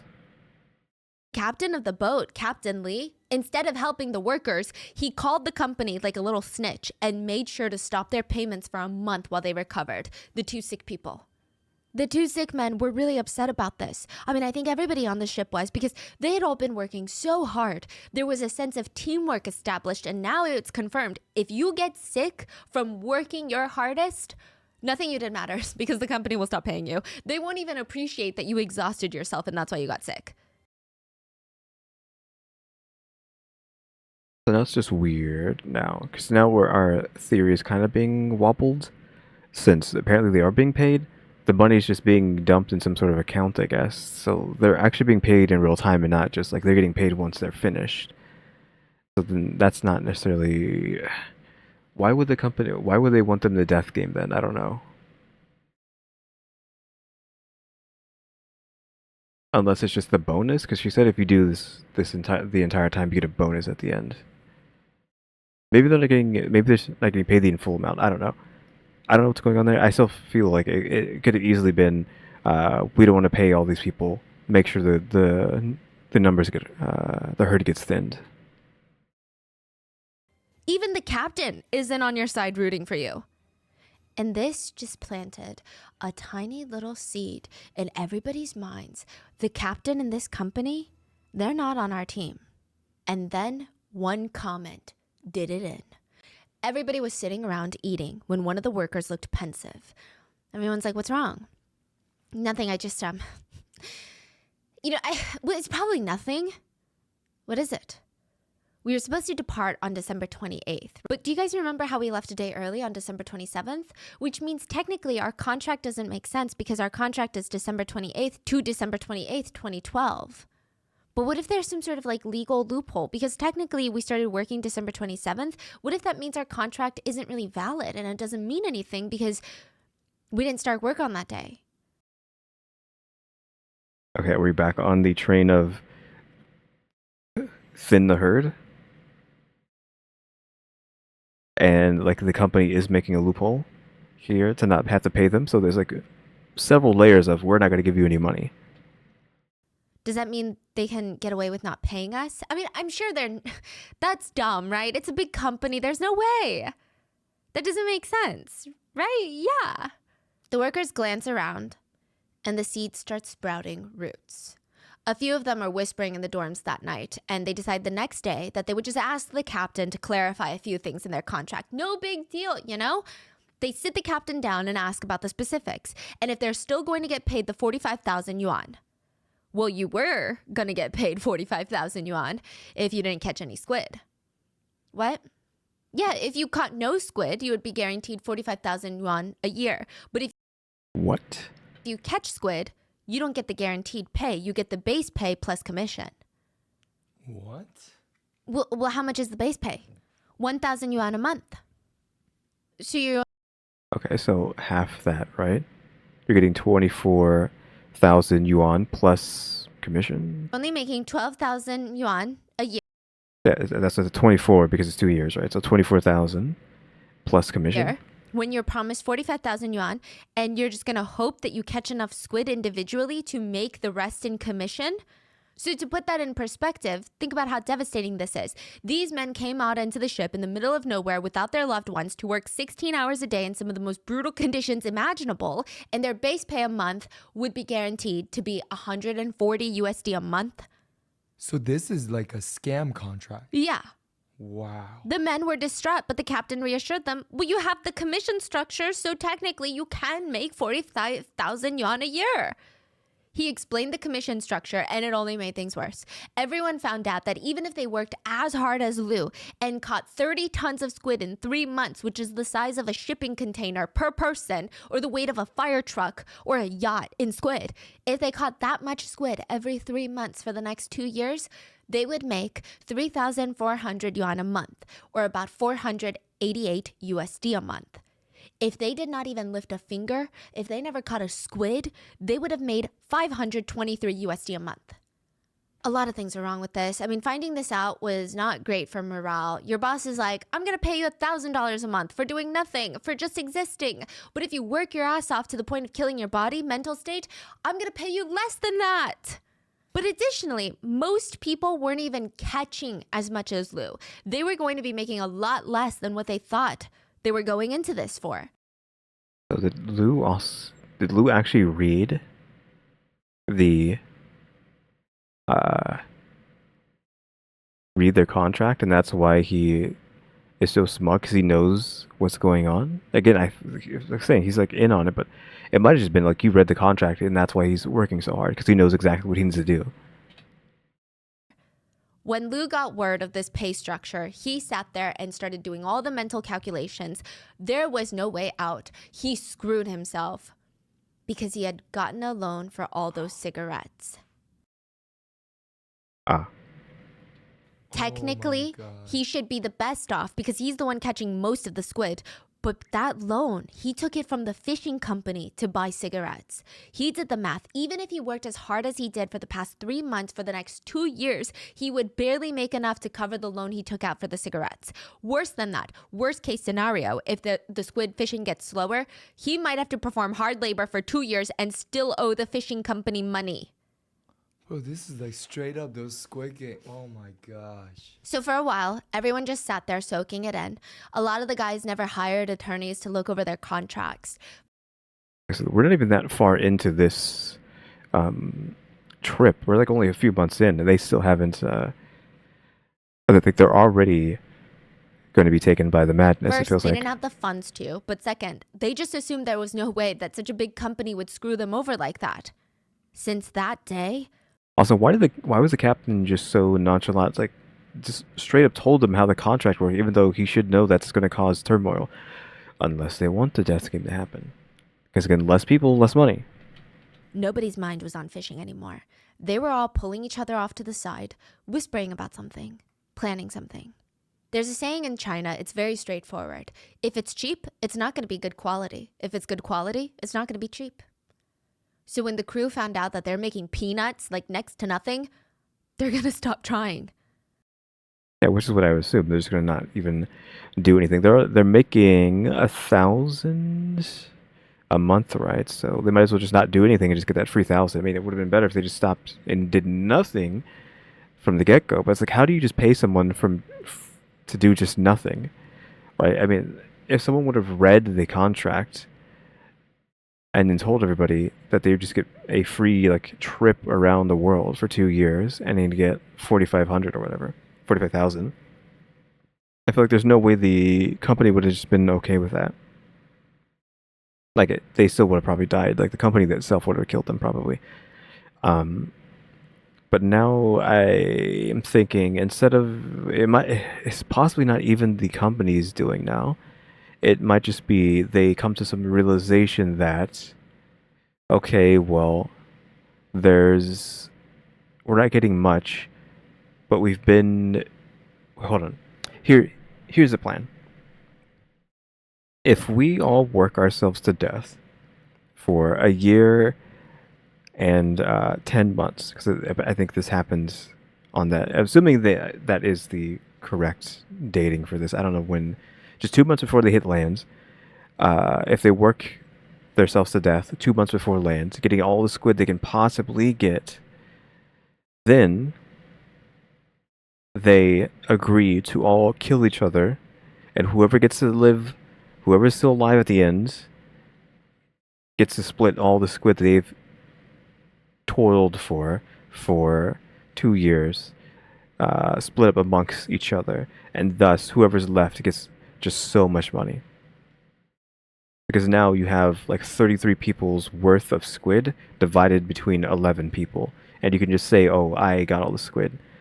Is that the game here? That feels like what might happen. That feels like something they could do. Just like somehow, just some sort of it's not really camaraderie because you're going to kill each other, but like you come to an agreement to be like, okay, we are going to work ourselves to death and with the best teamwork ever for all this time, but then before we hit lands, we're fighting for what's on this boat, and whoever's left is whoever's left, right? Other squid fishing boats nearby would complete their catch at around 8 to 9 a.m., but 2682 would finish at around 2 p.m. Nobody was really trying anymore. Some of the workers would straight up disappear from the deck. They'd be found sleeping in their cabins. Even Lou, his mind is not on fishing. A few of the workers tried to talk to the captain and say, please, just let us go home then. Not a single one of us want to be here anymore. We're 17,000 miles away from home. I'm not wasting all this fuel spending months taking you back home because you don't know how to read a damn contract before signing it. Besides, you don't have a license. No boat, including myself, is going to be willing to smuggle you 18 back in through the borders. So remember, 18 of them did not have licenses. You have to work whether you like it or not. Let this be a lesson to read contracts better next time. And that is when they entered the next phase of madness. If they're not with you, they're against you. And from the get-go, there were 4 groups of friends. There were also a lot of relatives on board, which makes this whole thing even more insane that 22 people get murdered. But out of the 4 groups of friends, there were the Dalians. Dalian is a part of China on the eastern coast. It's actually very close to North Korea. Now, the Dalian group was led by Captain Lee, the captain of the boat. There were about 10 people in his inner circle, and most of them were professional sailors, and they were part of the management team on the ship. So none of them really did any of the actual squid fishing. They are there to make sure the ship stayed afloat for 2 years. The chef was included in this group. I mean, they were the closest to the company. In terms of hierarchy, they're at the top, with Captain Lee sitting on a throne. Then you had the Mongolians, led by Bao Di. Now, they were really able to keep to themselves a lot because most of them spoke Mongolian and none of the rest could understand them. There were only like 4 or 5 of them. Then you had the Northeast group, which was run by Lu. They only had about 5 people in the group. One of them was Mongolian, the other one was Dalian, but they felt more allegiance to Lu rather than their hometowns or like the province that they were from. And the other 12, they were the neutral group. And immediately after Captain Lee refuses to take the ship back home, the leader of the Northeast group, Lu, and the leader of the Mongolian group, Bao Di, they start talking. They would rant to each other, whispering, we work so hard, but this company is a scam. They don't even pay us minimum wage, and they think that we clearly won't get the money stated in the contract. That's why they're acting like this. That's why they're not even listening to us. We want to go back. Okay, so they're together. Neutral parties out. Probably not part of this, but where are they going to go with this? Are they just going to kill the captain and the captain's crew? But that doesn't leave... Hold on. Wait. Okay, that's not enough. I was like, the captain's crew wasn't... That's like 5 people, right? So, plus the neutral party, that's still not enough to equal the 22 that were killed. Almost. Maybe... Is that what's going to happen here? Is Lu and the Mongolians going to wipe out the neutral party and the captain's party, and then some of Lu's and the Mongolians' party get kind of chipped away at in this engagement? Is that what's going to happen here? Slowly, these rants, they turned into a solution. If the captain doesn't want to take us home, then we force him. We hijack this ship. Lu and Bao Di were in. So were their groups, but both of them were trying to convince the others from the neutral group. Lu sat them down and said, on the way here, I wrote down the coordinates for fun. I didn't think it was going to be useful, But even without the captain, I can retrace our steps and get us back home. And when we get back, I know a pretty good lawyer. We can all sue the company together.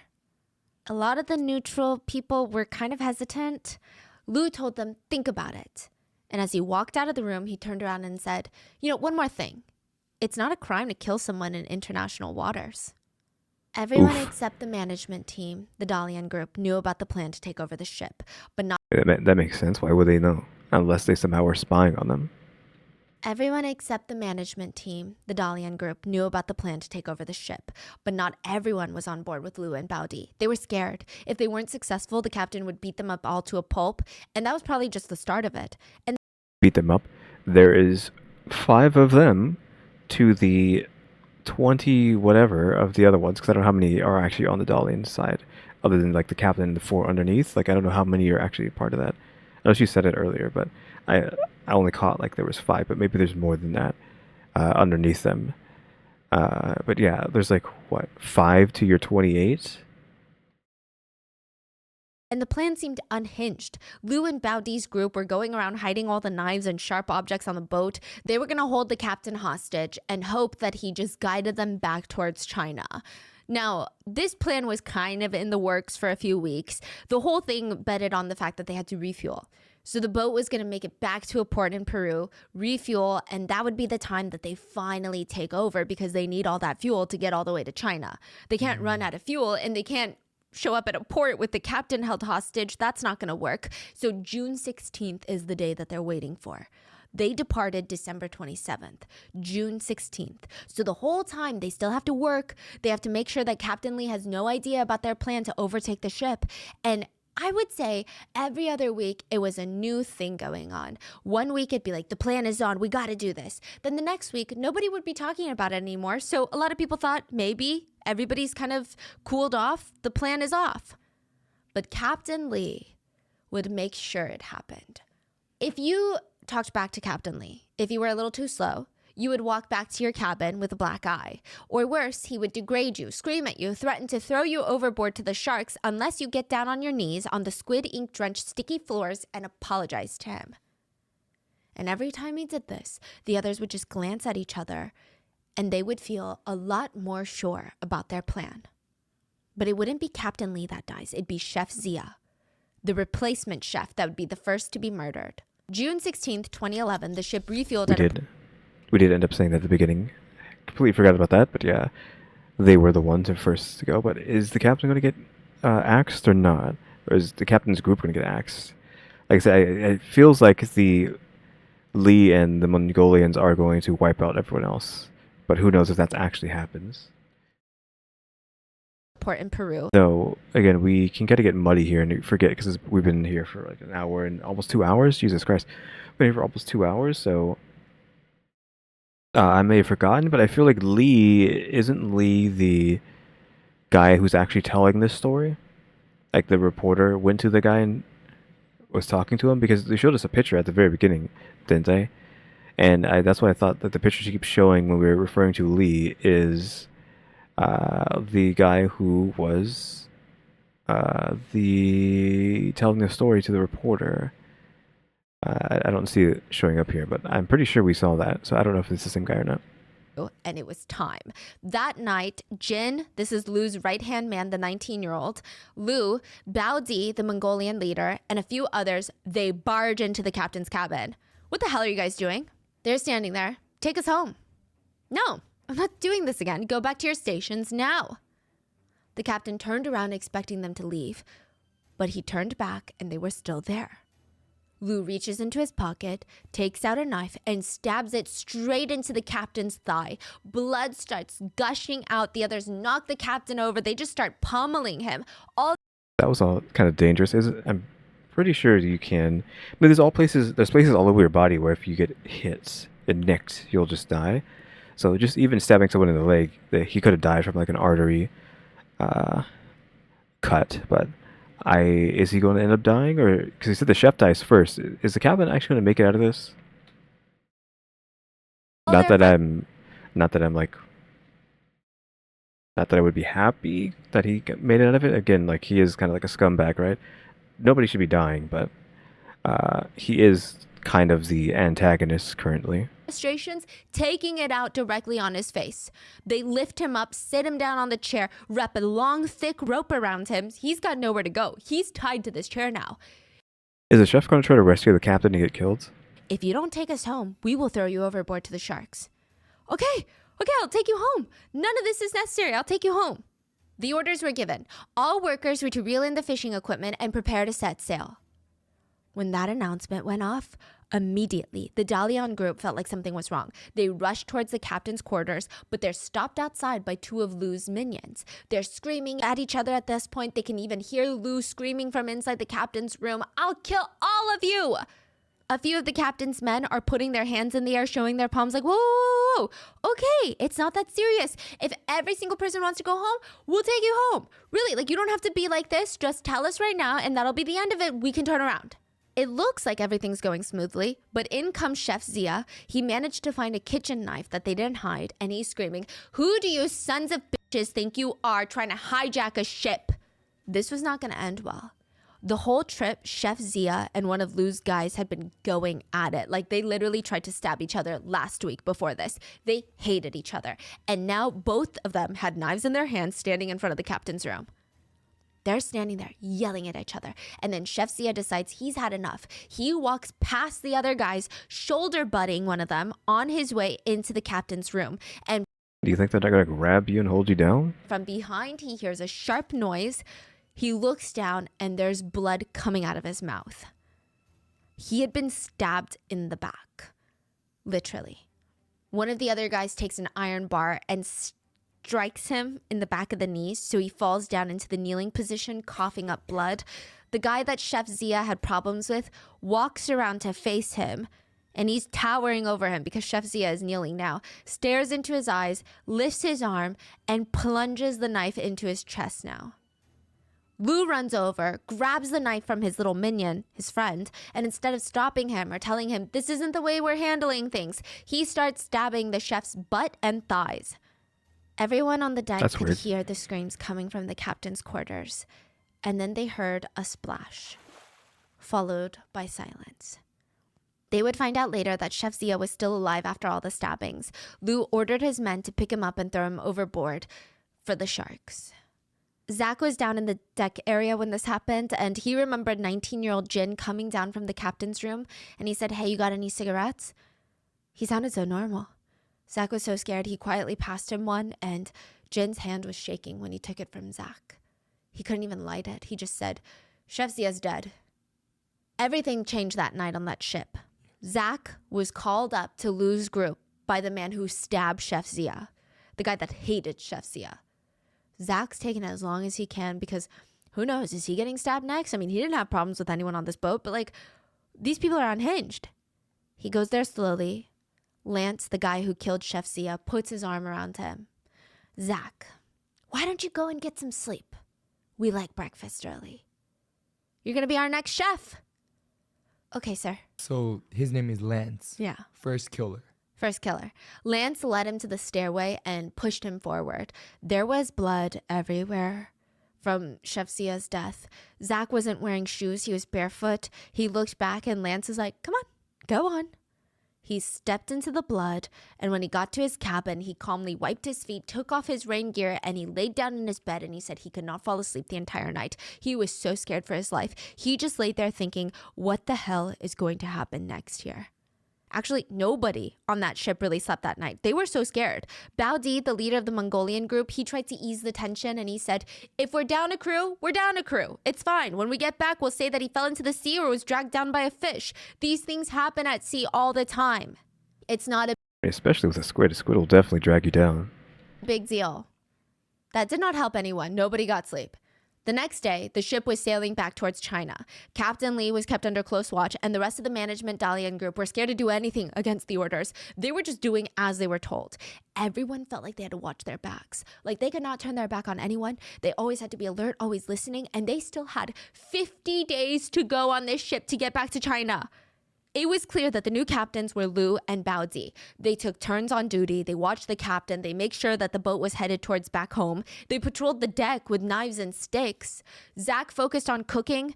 The cargo still had fresh vegetables, so he tried his best to cook the yummiest food because who knows, maybe you get off for not even cooking good food. Who even knows anymore?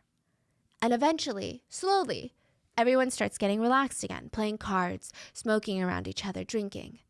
Well, everybody but Lu. Something was happening with Lu, up there in his mind.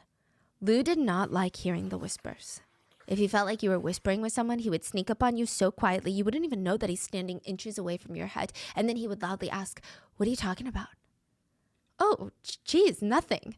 Sometimes he would scream from afar, "You guys over there, what are you gathering and speaking so softly about? Are you afraid someone might hear you?"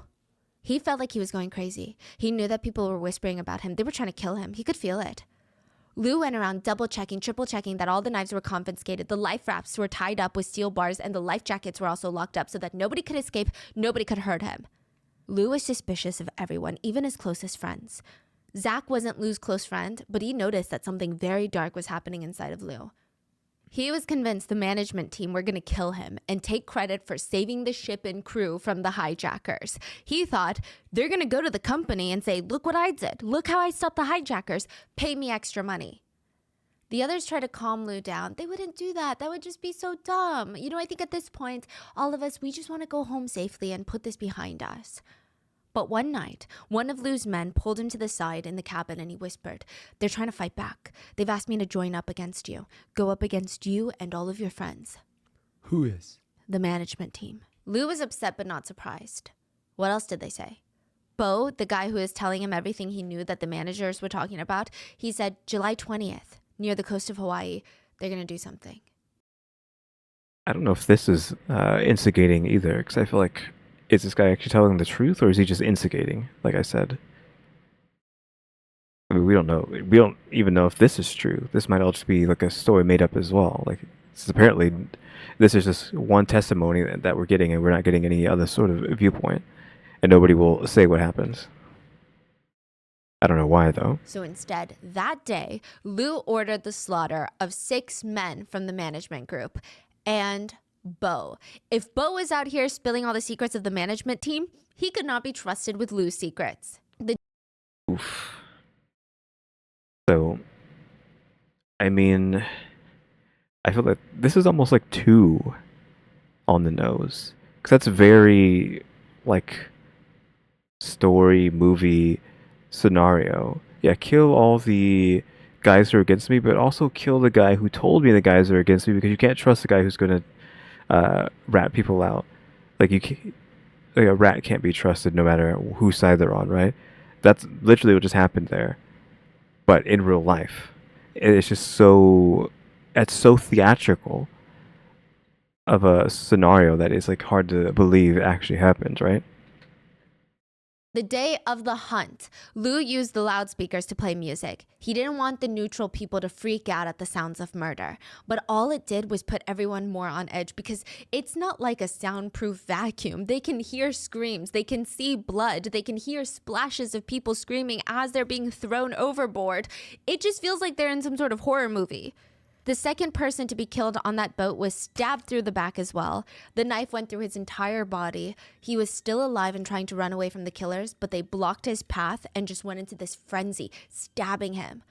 When he finally gave up fighting, they dragged him like a rag doll to the edge of the boat and threw him in the water. The guy they just killed, his brother was on the boat too, so they needed to get him next. They ran into the brother's cabin. It was a coordinated attack. One person grabbed the brother's arms, pinned them upwards on the bed. The others just started stabbing everywhere. The bed sheets, the mattress, completely soaked in blood. It was dripping onto the floor underneath. He was dead when he was thrown overboard, like his brother. Next, the killer started hunting the rest of the management team. They lured out Peter from his bedroom. They were waiting behind the door.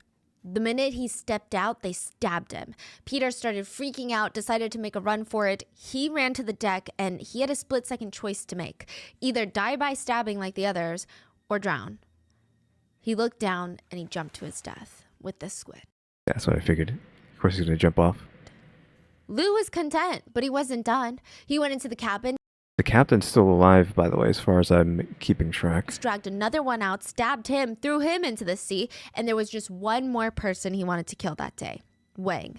They barge into Wang's cabin, just start stabbing him everywhere. Wang was asleep, so he woke up screaming in pain. He's trying to grab anything nearby to hit the killers with. He ends up falling from his bed. They disembowel him, and they taunt him. What's the matter? Your guts are spilling out.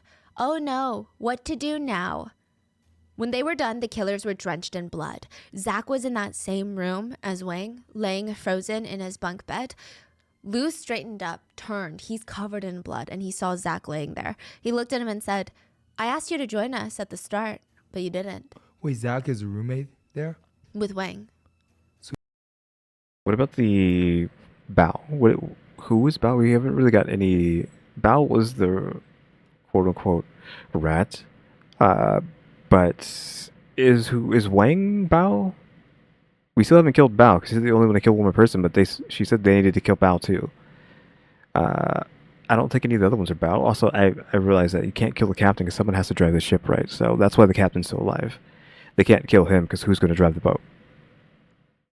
Granted, the captain could just like forsake everybody and just ram the boat into the shore or into the ocean and just like be like, okay, bye. We're all going to die now because of y'all. But would someone really do that? I don't know.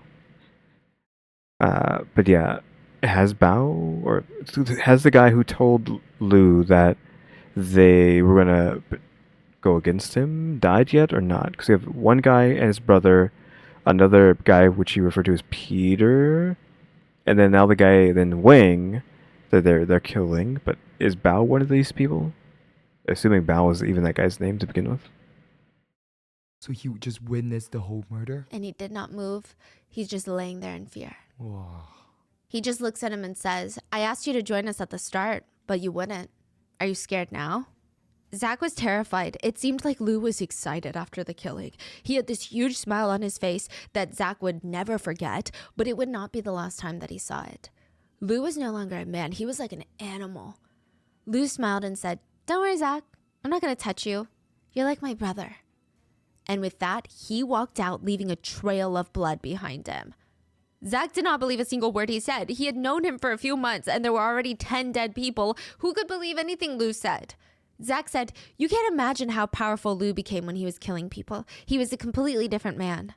When Lou's men were too scared to actually stab someone to death, Lou would walk over to, quote, show him how it's done. He would ruthlessly plunge knives into victims, and it was the full descent of Lou's madness. He wasn't even done killing. He was no longer the Lou that anybody recognized. And I don't want to say that to give this man an excuse, but he truly becomes more and more unhinged. And I don't think that he's insane. Like, I don't think he could use that as a defense, but he's still an animal in prison. Let's just leave it at that. That night, the hunt continued. Bo, the informant that warned... Okay, Bo is still up for it. Bo's up for chops. He's still there. Still on the chopping block. So that just told us that Lou is still in jail and he's still out there going nuts. So was it Zach? Because the way she's speaking implies that Zach's still alive. Like, because she has like Zach's inner thoughts that she wouldn't have if Zach was dead. So Zach's alive, and I'm guessing Zach might be the guy who is telling the story, right? Because one of these guys is telling the story. I just don't know who it is. I've already forgotten. But yeah, now we have to fight or kill the guy who gave him the information now as well. Again, this like straight out of like a movie or something. That now they have to kill the quote-unquote rats, even though they're on your side, because you just can't trust them. At that. It's literally theatrical. That night, the hunt continued. Bo, the informant that warned Lou about all of this, he was stabbed and thrown into the water. This just became a pattern. Men were either stabbed and thrown into the water, dead or alive. Others were given a choice, and I don't think they're being nice about it. They just want to torture you. They would give you the choice. Don't be stabbed and see if you can swim. Swim to land. Maybe you'll make it. Jump. Sometimes Lou would get all Pirates of the Caribbean, or I don't know what movie or what reality he's living in, but he would make the man stand on the edge of the boat and he would kick them in the chest, like literally kick them off the boat into the cold, dark sea. This is the Pacific Ocean. Wait, so now he's killing more people? Yeah, just for fun now. Anyone he thinks is going to kill him, he's like, I might as well just kill him. I don't even know. Maybe they're my friend, but if I feel like they looked at me a little weird, I might as well just kill them.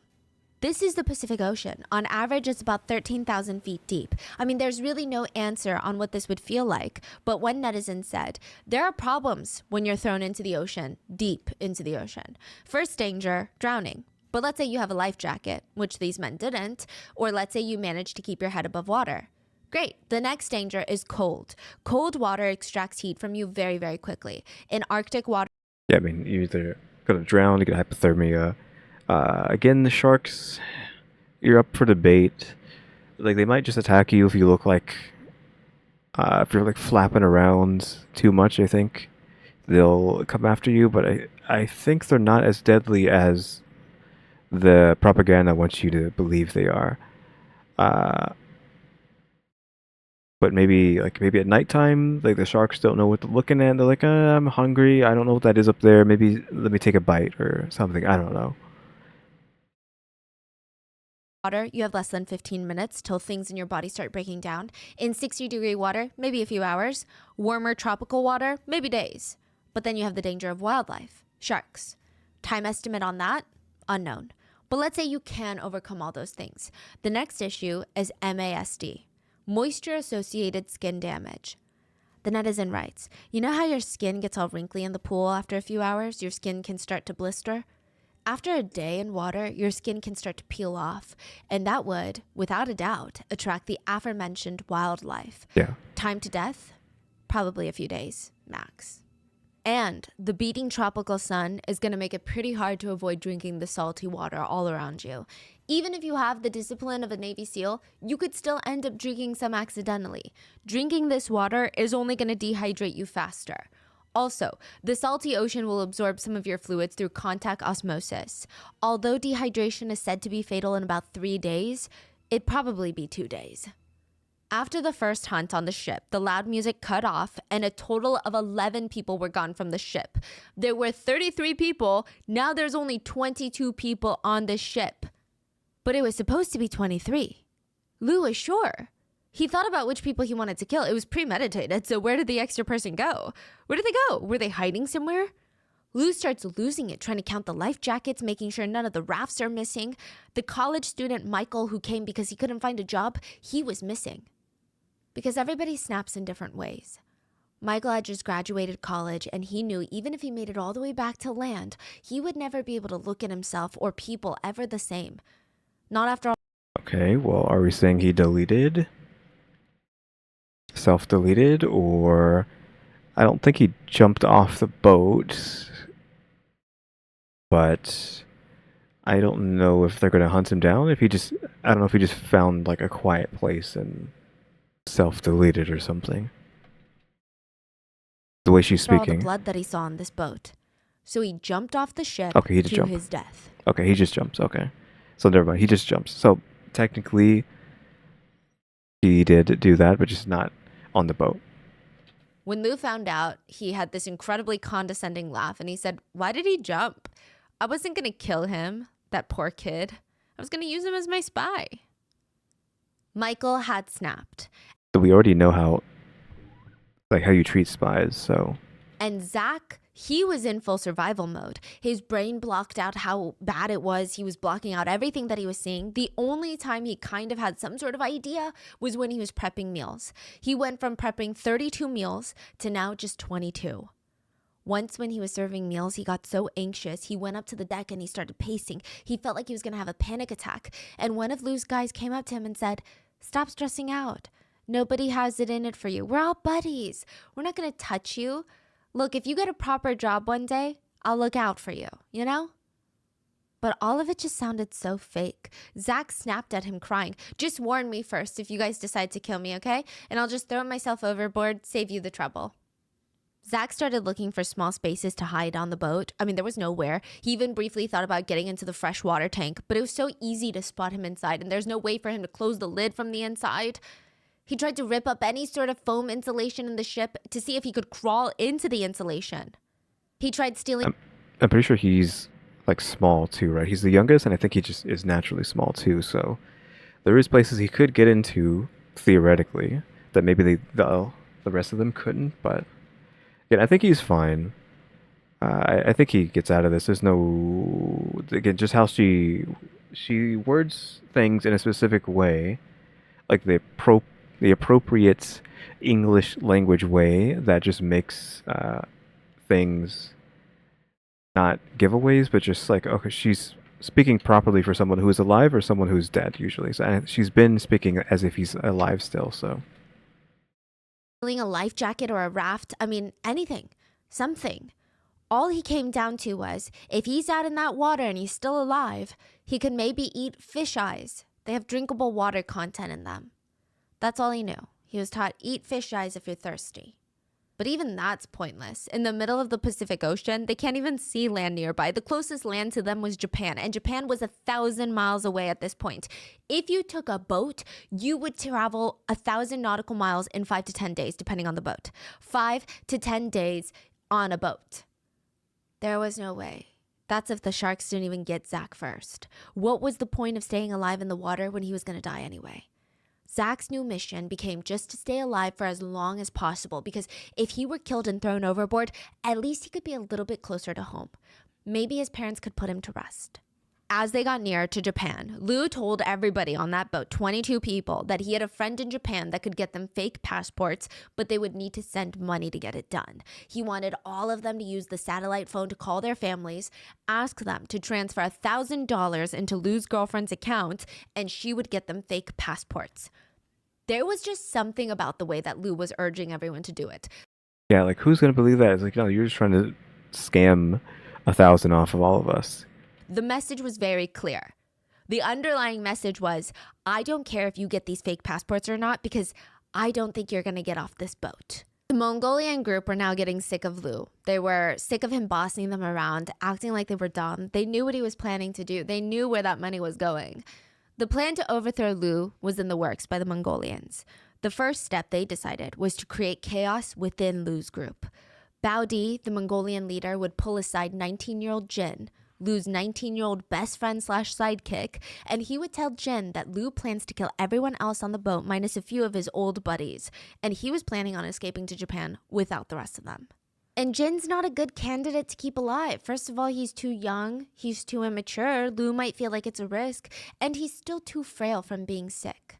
Bao Di's plan was to plant seeds in Jin's mind, make him want to move over to the Mongolian side, and it seemed like it was working. Jin agreed with them. He has been ruthless. I feel like he's changed. He keeps pressuring me to call my family to give them money. I don't know, it's just so heartless. Side note, Bao Di approached Jin because Jin was actually from Mongolia. So his parents now lived in Beijing, but he was from Mongolia. So there's a bit of an alliance there. He chose him out of everybody else. Immediately after their conversation, Jin went to Lou and said, I have something to tell you. Okay, what is it going to be? He's going to tell them? What is it? It's really serious. Bao Di wants me killed. How did you know? Yes. 4 days after the last hunt, the one that killed a good chunk of the boat off, Lou was planning the final slaughter. Wait, so Jin, the little kid, immediately sold The Mongolians out to Lou, yeah. Wow. Lou pulled up a chair in front of the captain, who was still being held hostage, by the way. He sat in front of him, elbows on his knees, and he said, I've got 7 or 8 men's blood on my hand. And if the rest of you want to live, you'll have to get blood on your hands too, including you, Captain. Your best friend, Officer Wang, is dead. Bao Di killed him, ruthlessly. I mean, I'm evil, but he was really brutal with it. Stabbed him over and over and over again. I mean, I thought the guy was possessed. I didn't know where he had the energy. Not when it came to squid fishing, that's for sure. The captain was locked in the control room during the hunt, and there was loud music playing, so he had no idea who killed who. He just knew that some of his best friends on that boat were dead. He knew there was blood everywhere, and 1/3 of the crew were gone after that night. And now Lou's telling him it was Bao Di who killed your best friend. Captain Lee starts getting worked up at the realization that Bao Di killed his best friend, and Lou tells him there's a way to get revenge. kill Bao Di. Kill him and we'll let you live too. Lu's favorite. Okay. Again, it's just manipulation from everybody at this point because the Mongolians are manipulating now. Lu's been doing it for a while. He's now doing it to the captain. Captain might fall for it to kill the Mongolians. We'll try to. Who knows how this turns out? I don't know who's left. There's so many characters to keep track of. So who knows who's going to get to stick around. Favorite thing on this boat was having his friends kill people. He called it getting their hands dirty. If they don't have dirty hands, they would have no incentive to not turn them in when they get to land. Oh, except we know Lu's alive because she mentioned that he's still crazy in jail. He needed everybody to be bonded by blood and murder. He told Captain Lee if he got his hands dirty, he would let him live. Captain Lee agreed. But there was another boy on that boat that really wanted to help. Charlie. Charlie is Zach's friend who introduced him to this squid fishing, Squid Games torture. Okay, yeah, Charlie's the one who rubbed the blood on his face, right? Let's roll this back. There was another boy on that boat that really wanted to help. Charlie. Charlie is Zach's friend who introduced him to this squid fishing, Squid Games torture. Charlie really wanted to be accepted by Lu. He practically showed up at Lu's cabin door on a daily basis, begging him, being like, if you ever need anything, I'm here for you. Like, don't you ever worry. If you ever need anything at all, if you need someone to kill someone, I'm here for you. I can help you. Some argued that Charlie did everything he could to survive. Others argued the guy is just bloodthirsty. Sure. I guess it's up for you to decide. But Lu decided to use Captain Lee and Charlie, who had been somewhat neutral since all of this, and he would use the two of them to lure Bao Di, onto the deck. That night, Bao Di came onto the deck alone. Charlie snuck up behind him, stabbed him in the back. Captain Lee came up in front of him, pretended to catch him from his fall, and then stabbed him through the chest. Together, the captain and Charlie took out their knives and plunged again and again, in the front and back in unison on the boat. Bao Di broke free, stumbled to the edge of the boat, and threw himself over the edge. Charlie smiled because it was his first kill ever, and he smeared all the blood over his face and screamed, "I've been bloodied now." Lu lured out the rest of the Mongolian inner circle to come out onto the deck. 3 of them were forced to jump into the ocean. 2 of them were stabbed to death and then flung over the side of the ship into the water. And at this point, there were only 16 people left on the boat. Okay, 5 people still need to go at this point. So who's even left? Mongolians are wiped. The captain's crew is wiped, minus the captain, because the captain needs to steer the boat. He might be scot-free now because he killed Bao. About whatever the heck the Mongolian... Not whatever the heck. Whatever the Mongolian's name was, because I don't remember, even though we just heard it. Like I said, I'm getting confused with how many names. It's getting hard to keep track of them. That we could just roll back, I guess.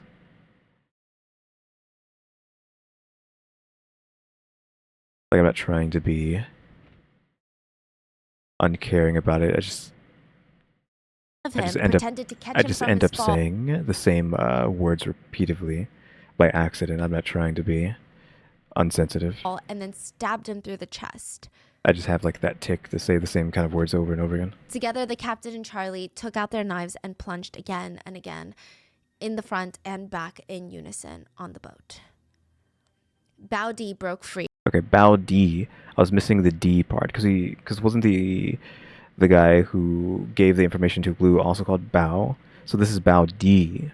He stumbled to the edge of the boat and threw himself over the edge. Been bloodied now.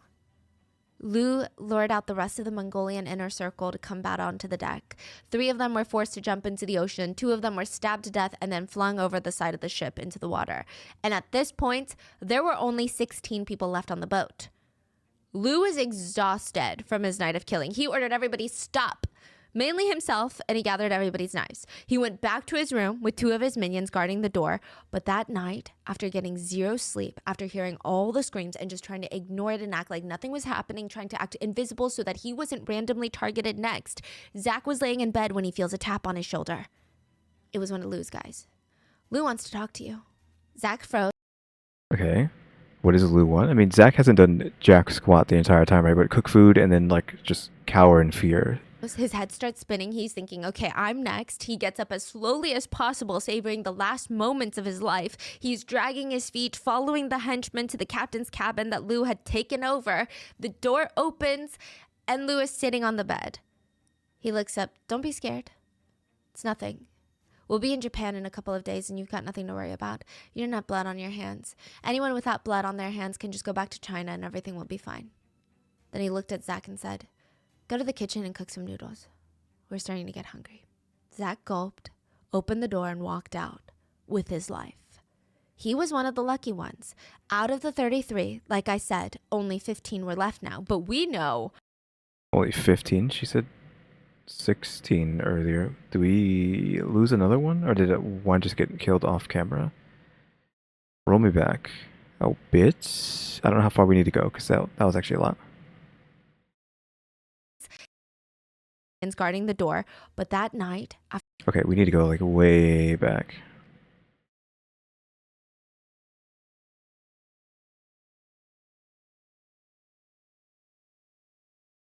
It's like... Charlie snuck up behind him, stabbed him in the back.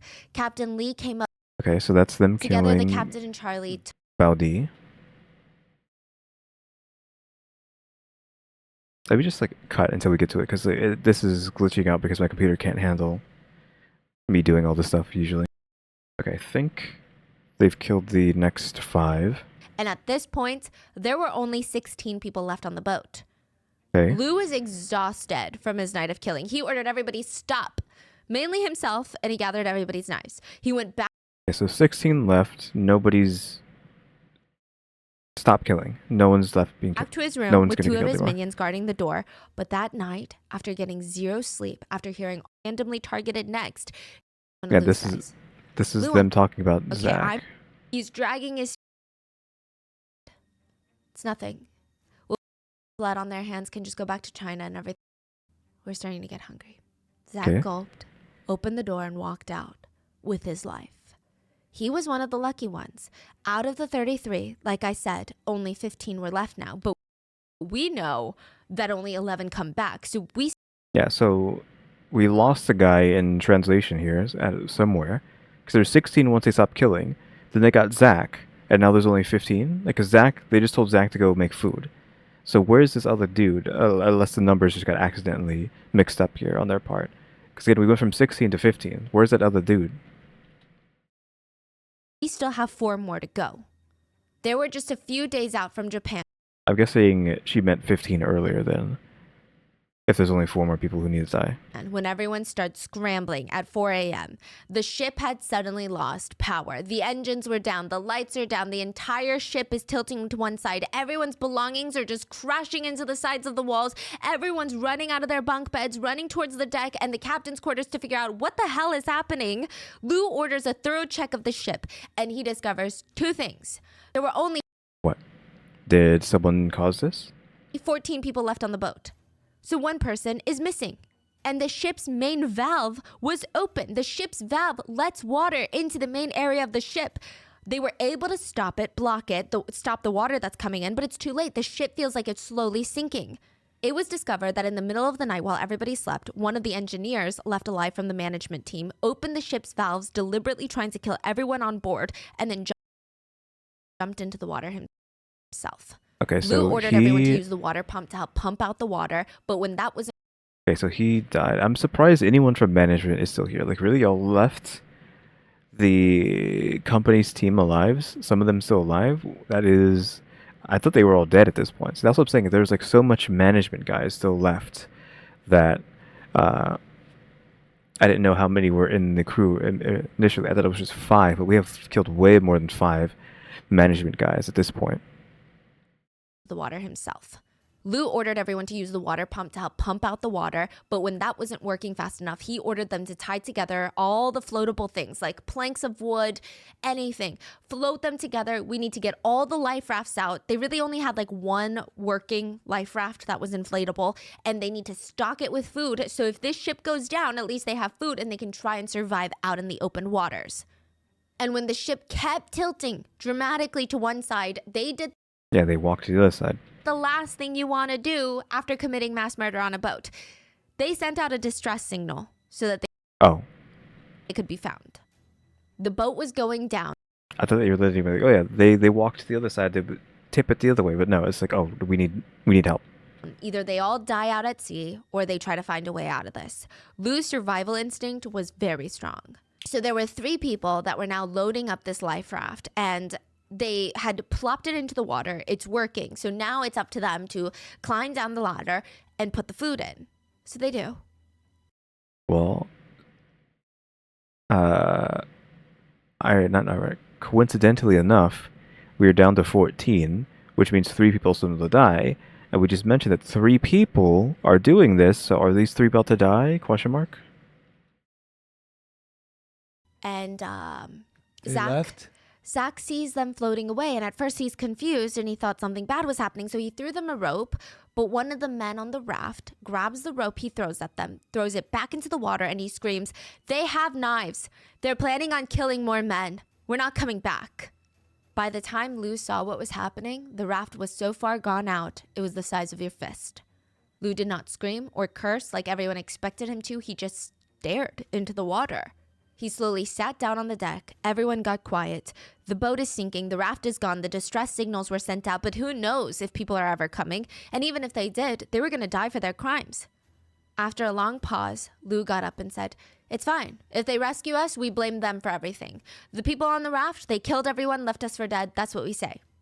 Nobody was Sure, but I wasn't expecting 3 people to just get away. I thought it was gonna get everyone's gonna get killed down to 11, but no, 3 actually got away. Well, got away. They might still be dead because they were on a little raft out in the ocean. So listening to him, though. They were staring behind him at the blue water. He whipped around, and the raft was drifting back to the boat.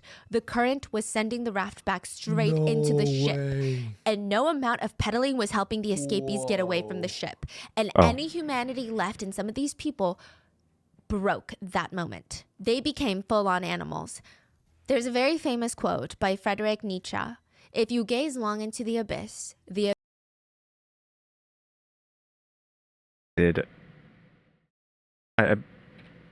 before we let her finish that quote, I literally said, I didn't say it properly, but I literally said this at the beginning of the video. I said, "You stare into the void stares back." It's the same things. It's you stare into the abyss the abyss stares back is what she's gonna say.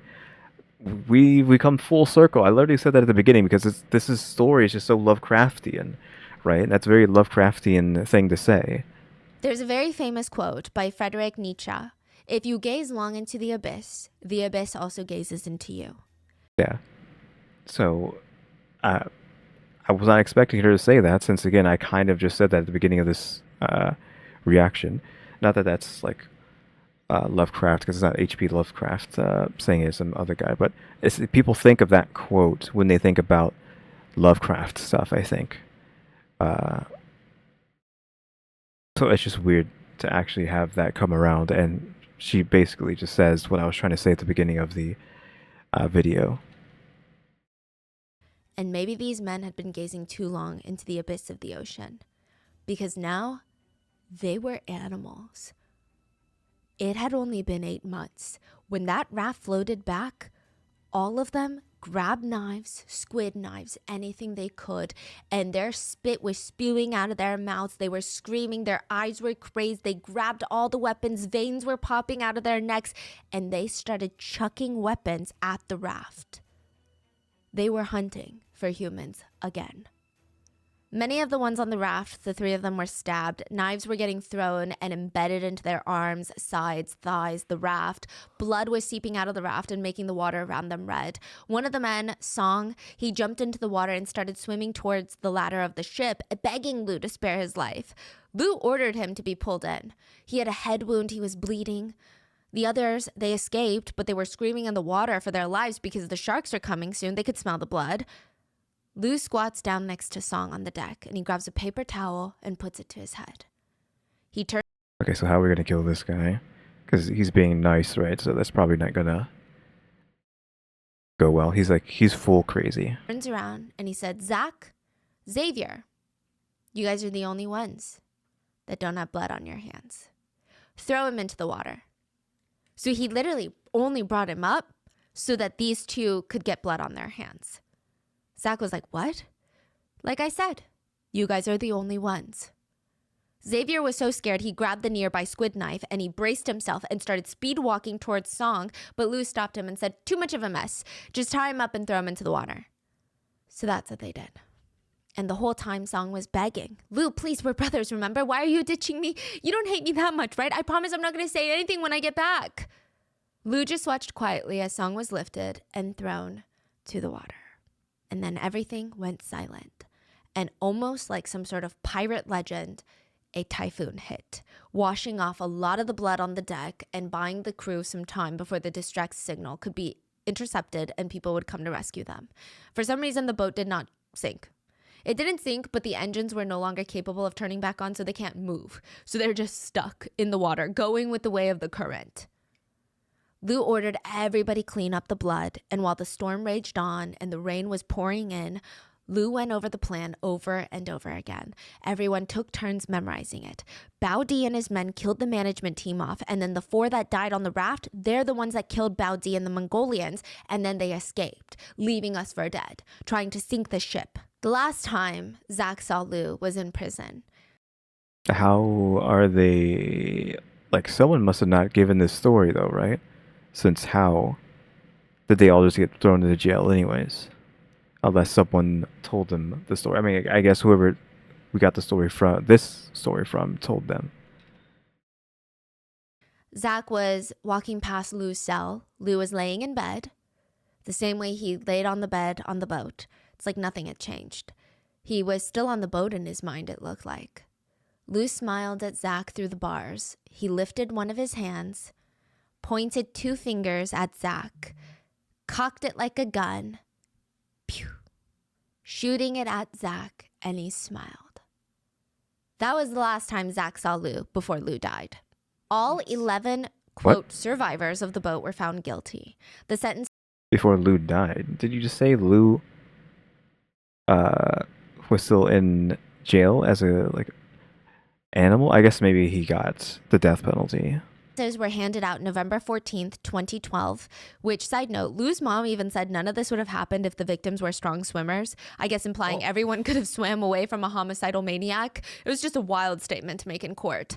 6 of the men were sentenced to death. The other 5 were given lesser sentences in varying degrees because I guess the courts decided they didn't play as active of a role in the killings. I'm confused on what we have here. Now, there's no way this symbol does it mean death penalty, because Lou obviously has to get the death penalty. So if Lou's getting the death penalty, that means the captain got the death penalty. And these are just probably just his right-hand man's, right? Right-hand men. We can't. The vignette.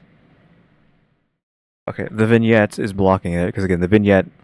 If you don't know what I mean with vignette, it's when you add like these dark sections to the side of a image or video. It's just you're adding like this dark fade to the corners. I mean, you can add other vignetting as well, like chromatic aberration on the corners in some video games. But yeah, like the vignette's hiding that, but you can't really see it. This guy here, that symbol is also the death penalty. I was able to see that. So that's like 6 death penalties. I'm assuming that's what that symbol means. This guy got 15, they got 5, they got 4, they got 15, and this person got to go free? Or is that life? I'm not sure. Yeah, obviously all these guys, plus the captain, for whatever reason, got death. And we can see their years. I just don't know what this symbol means. If it means they got no time, or if they got life in prison.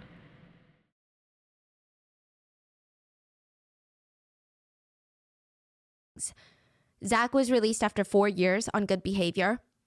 And on his way out, he saw 19-year-old Jin. and Zach asked the guards to wait. He got up to the steel bars and asked Jin, "Hey, do you need anything? I'm getting out. I can mail you something." 23-year-old Jin smiled and said, "Don't worry about it. My parents are sending me stuff, but look after yourself and just forget all this happened." And with that, he smiled and he waved at Zach. Jin had been sentenced to death. Liu Jin, along with 4 others, were executed in 2016. Liu decided in prison that he was going to escape. He tried to convince his cellmate to help him. He was caught. And instead of, I don't know, putting him into like solitary confinement, they just tied him to his bed every day by all 4 limbs. Yeah, he was like that for 4 years until he was executed. Shinfa Food Company, the company that sent the ships out, they compensated the victims around $60,000 each. Some victims' relatives stated they were pressured by the food company to not talk to the media about anything. And in the end, nothing happened to this food company. Yeah, And of course, company's never going to get in trouble. That happens every single time. a lot of these fishing companies in China, if you even just Google like squid fishing industry, it is scary. There have been bodies that have been washed ashore, notes in water bottles filled with rice that have been washed ashore, random people from Southeast Asia that have been recruited to work on these ships. They would be just dumped on the ports, like literally about to die. And they were all on these squid fishing boats. What was the significance of the rice with the notes in the bottles? The only thing that comes to mind is that this rice absorbs water. I mean, you stick your phone in, or old wives' tale, you stick your phone in a bunch of rice so that it gets all the water out of it if your phone gets water. So is the fact that the rice is in the bottle, is that to absorb water to make sure the note doesn't get wet? That's the only thing that can come to mind. I'm assuming that's why the rice is in the bottle, or it could just be some cultural thing that I don't understand. But just hearing that, I'm like, okay, they're using rice to make sure the note gets where it needs to go. Like the stories coming out of there are really terrifying, and nobody's talking about it. Nobody. We're just eating calamari.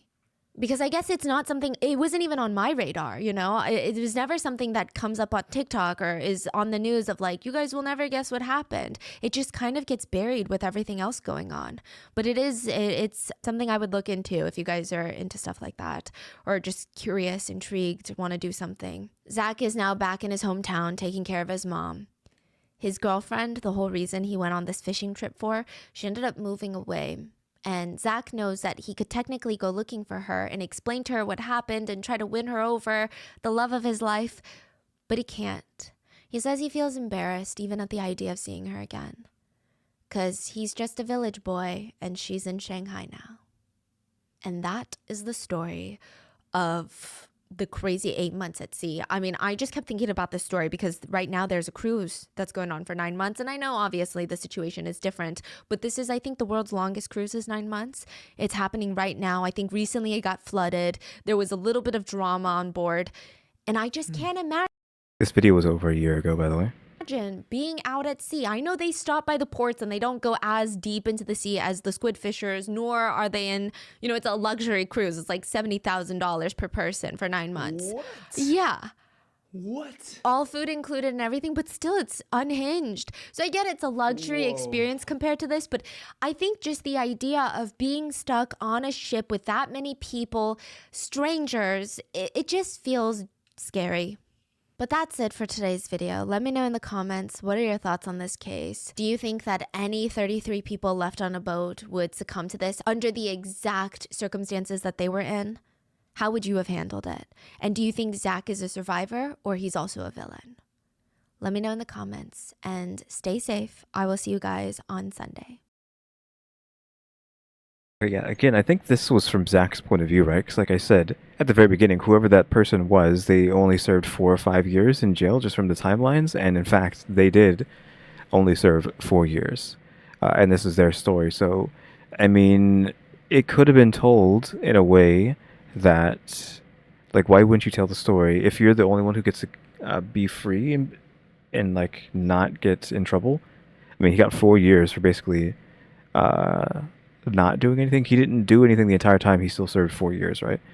That's assuming they didn't really believe him. But why wouldn't you tell the story? Like it's like the winners get to tell um, how history is written, right? History is written by the winners, and the winners can uh, label it however they want. So he gets to get out early, so he can tell the story however he wants. Six of those people, because it's I'm assuming the skull and the hammer, or the mallet, the gobble, whatever it's called, what's it called? Goblet. It's not a goblet. It's a gavel. Gavel. The gavel. And the skull, I'm assuming means death penalty. And there were 6 people there with death penalty, including the captain, which that one was weird, but he did like really kill the Mongolian guy allegedly. From this point of view that we had, so again, I don't know where I was going with this, but yeah, again, he gets to tell the story because everyone else is either dead or serving up to 15 or even life. Because again, I don't know what that door means. I'm assuming it means life. Uh, so he gets to tell how the events happen, and he can paint himself as the innocent little chef boy in the story. So who knows if that is true or not? Like she was saying, you have to. I don't know if you necessarily need to take the story with a grain of salt, but we will probably never know what really went down, right? Or if this is like really one-to-one what happened, because this is very detailed. If it's just Zach's perspective, it's probably like fueled with other people's knowledge, maybe in the cops' knowledge on what happened. Yeah, very Lovecraftian story. Just like a bunch of fishermen go out to sea, go crazy, kill each other, and then come back only with like a few left. Very Lovecraftian. Very interesting. Because unfortunately, obviously, a lot of people had to die. Didn't have to die. They did die. But again, if you're interested in like Lovecraftian stuff, though, if this is real life. Obviously, Lovecraftian stuff is not real. That is fake. I want to point that out. Lovecraftian stuff is fake. Again, Secret World, pretty cool game if you want to check it out. Dredge, again. Dredge is another Lovecraftian horror fishing game. I mentioned it earlier in this episode. If you skipped through me talking and ranting, I don't know if I'm even going to remember to make sure to insert the little slices for me talking about the Secret World for so long. Because I probably talked about it for like, what, 10 minutes or so at the beginning of the episode. But yeah, if you're interested in supernatural Lovecraft stuff or folklore, mythology, things like that, go check out the Secret World. Or you can just watch people play it. And maybe I'll start a playthrough of that game. Because when Secret World Legends happened, when they switched to be free-to-play game with Legends, it reset all your progress. You could keep your character and all your cosmetics and all that nonsense that you got before resetting, but all your story progress was set back to 0. So I technically can play the game all over again from day 1, but if you were here for that segment when I talked about it, it's 100+ hours of story to get through. So if anyone wants to see that, maybe I can pull it off, though. I don't know how much of that I can actually play alone. Because I assume there's like 10 people playing that game. Like, nobody knows about that game. It popped off when it got, like, when I first started playing, it was like a big deal. And then it just slowly faded into obscurity, right? But yeah, maybe I could start a playthrough of that. Just because it's so interesting. Though, that's actually kind of difficult of a playthrough to do. Just because I've actually done a run of a dungeon. Like I think I have me playing 2 of the dungeons on this channel like a million years ago. Don't watch them; it's too long ago. But like I said before, that has partial nudity, and it's not necessarily partial nudity. I'm saying partial nudity. It's nudity. It has exposed chests in that game, and so the having to censor like the fish women and the demon women, succubuses, whatever you want to call them, having to censor them constantly would be annoying to have to do. 'Cause I had to do that for that video. I mean, I don't know if I had to do that, but I did do that for that dungeon run that I did like a decade ago in that game. So having to do that would just be like not worth the trouble. But yeah, if anyone wants to see a playthrough of that, maybe I'll boot that up and see. Assuming it's still on GeForce Now, because I play all my games on GeForce Now. But I'm not going to get into that. But if it's still on GeForce Now, I'll think about it. Dredge again. I've already played that on the channel recently, like last year or something. Great game. If you want to just have a fishing game, that's a horror fishing game. Go check out Dredge as well. Again, both of those games are kind of tangentially related to a story like this, which is just fishermen go mad on sea. And again, Dredge is a fisherman, honestly, like your fisherman horror game. And then the Secret World is just a bunch of Lovecraftian stuff, and then mythology. I know I keep harping the same thing over and over again. Again, I just have a bad habit of repeating myself. But yeah, 2 good games. I recommend them. Well, I don't know what we're gonna do next. Question mark after this. Again, there is like a Squid Game one, like an actual, I guess, Death Game, Hunger Games video that she did. I don't know how many that are part of that.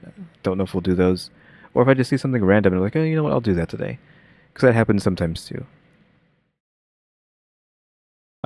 There's also the one where I don't know what this means. I've been seeing it a lot pop up on my suggested, but a woman melted into the couch for 12 years. I don't know what that means. If she's alive while she's melting for 12 years, or if it's a corpse that melted, in quotations, into a couch for 12 years. If that's what that means, I don't know. But we'll have to see. And again, maybe I'll be doing a second video either today or even yesterday to go alongside this. We'll have to see. I mean, again, those Dark Asia videos are pretty short, so maybe I'll just do it right now, right after this one. So, and I'll just wait to upload it the same day as this so we can have some continuity. So yeah. So yeah, thanks for watching. Remember to buy my stickers and think about becoming a member. Subscribe if you haven't subscribed, because we're working on watch time and subscribers. And don't forget we have a throne now as well. And shout out to the members, EmmyStarr and RaleyDrew. But yeah, guys, thanks for watching. Tune into the next episode. Like, subscribe, comment. You know what to do. See ya.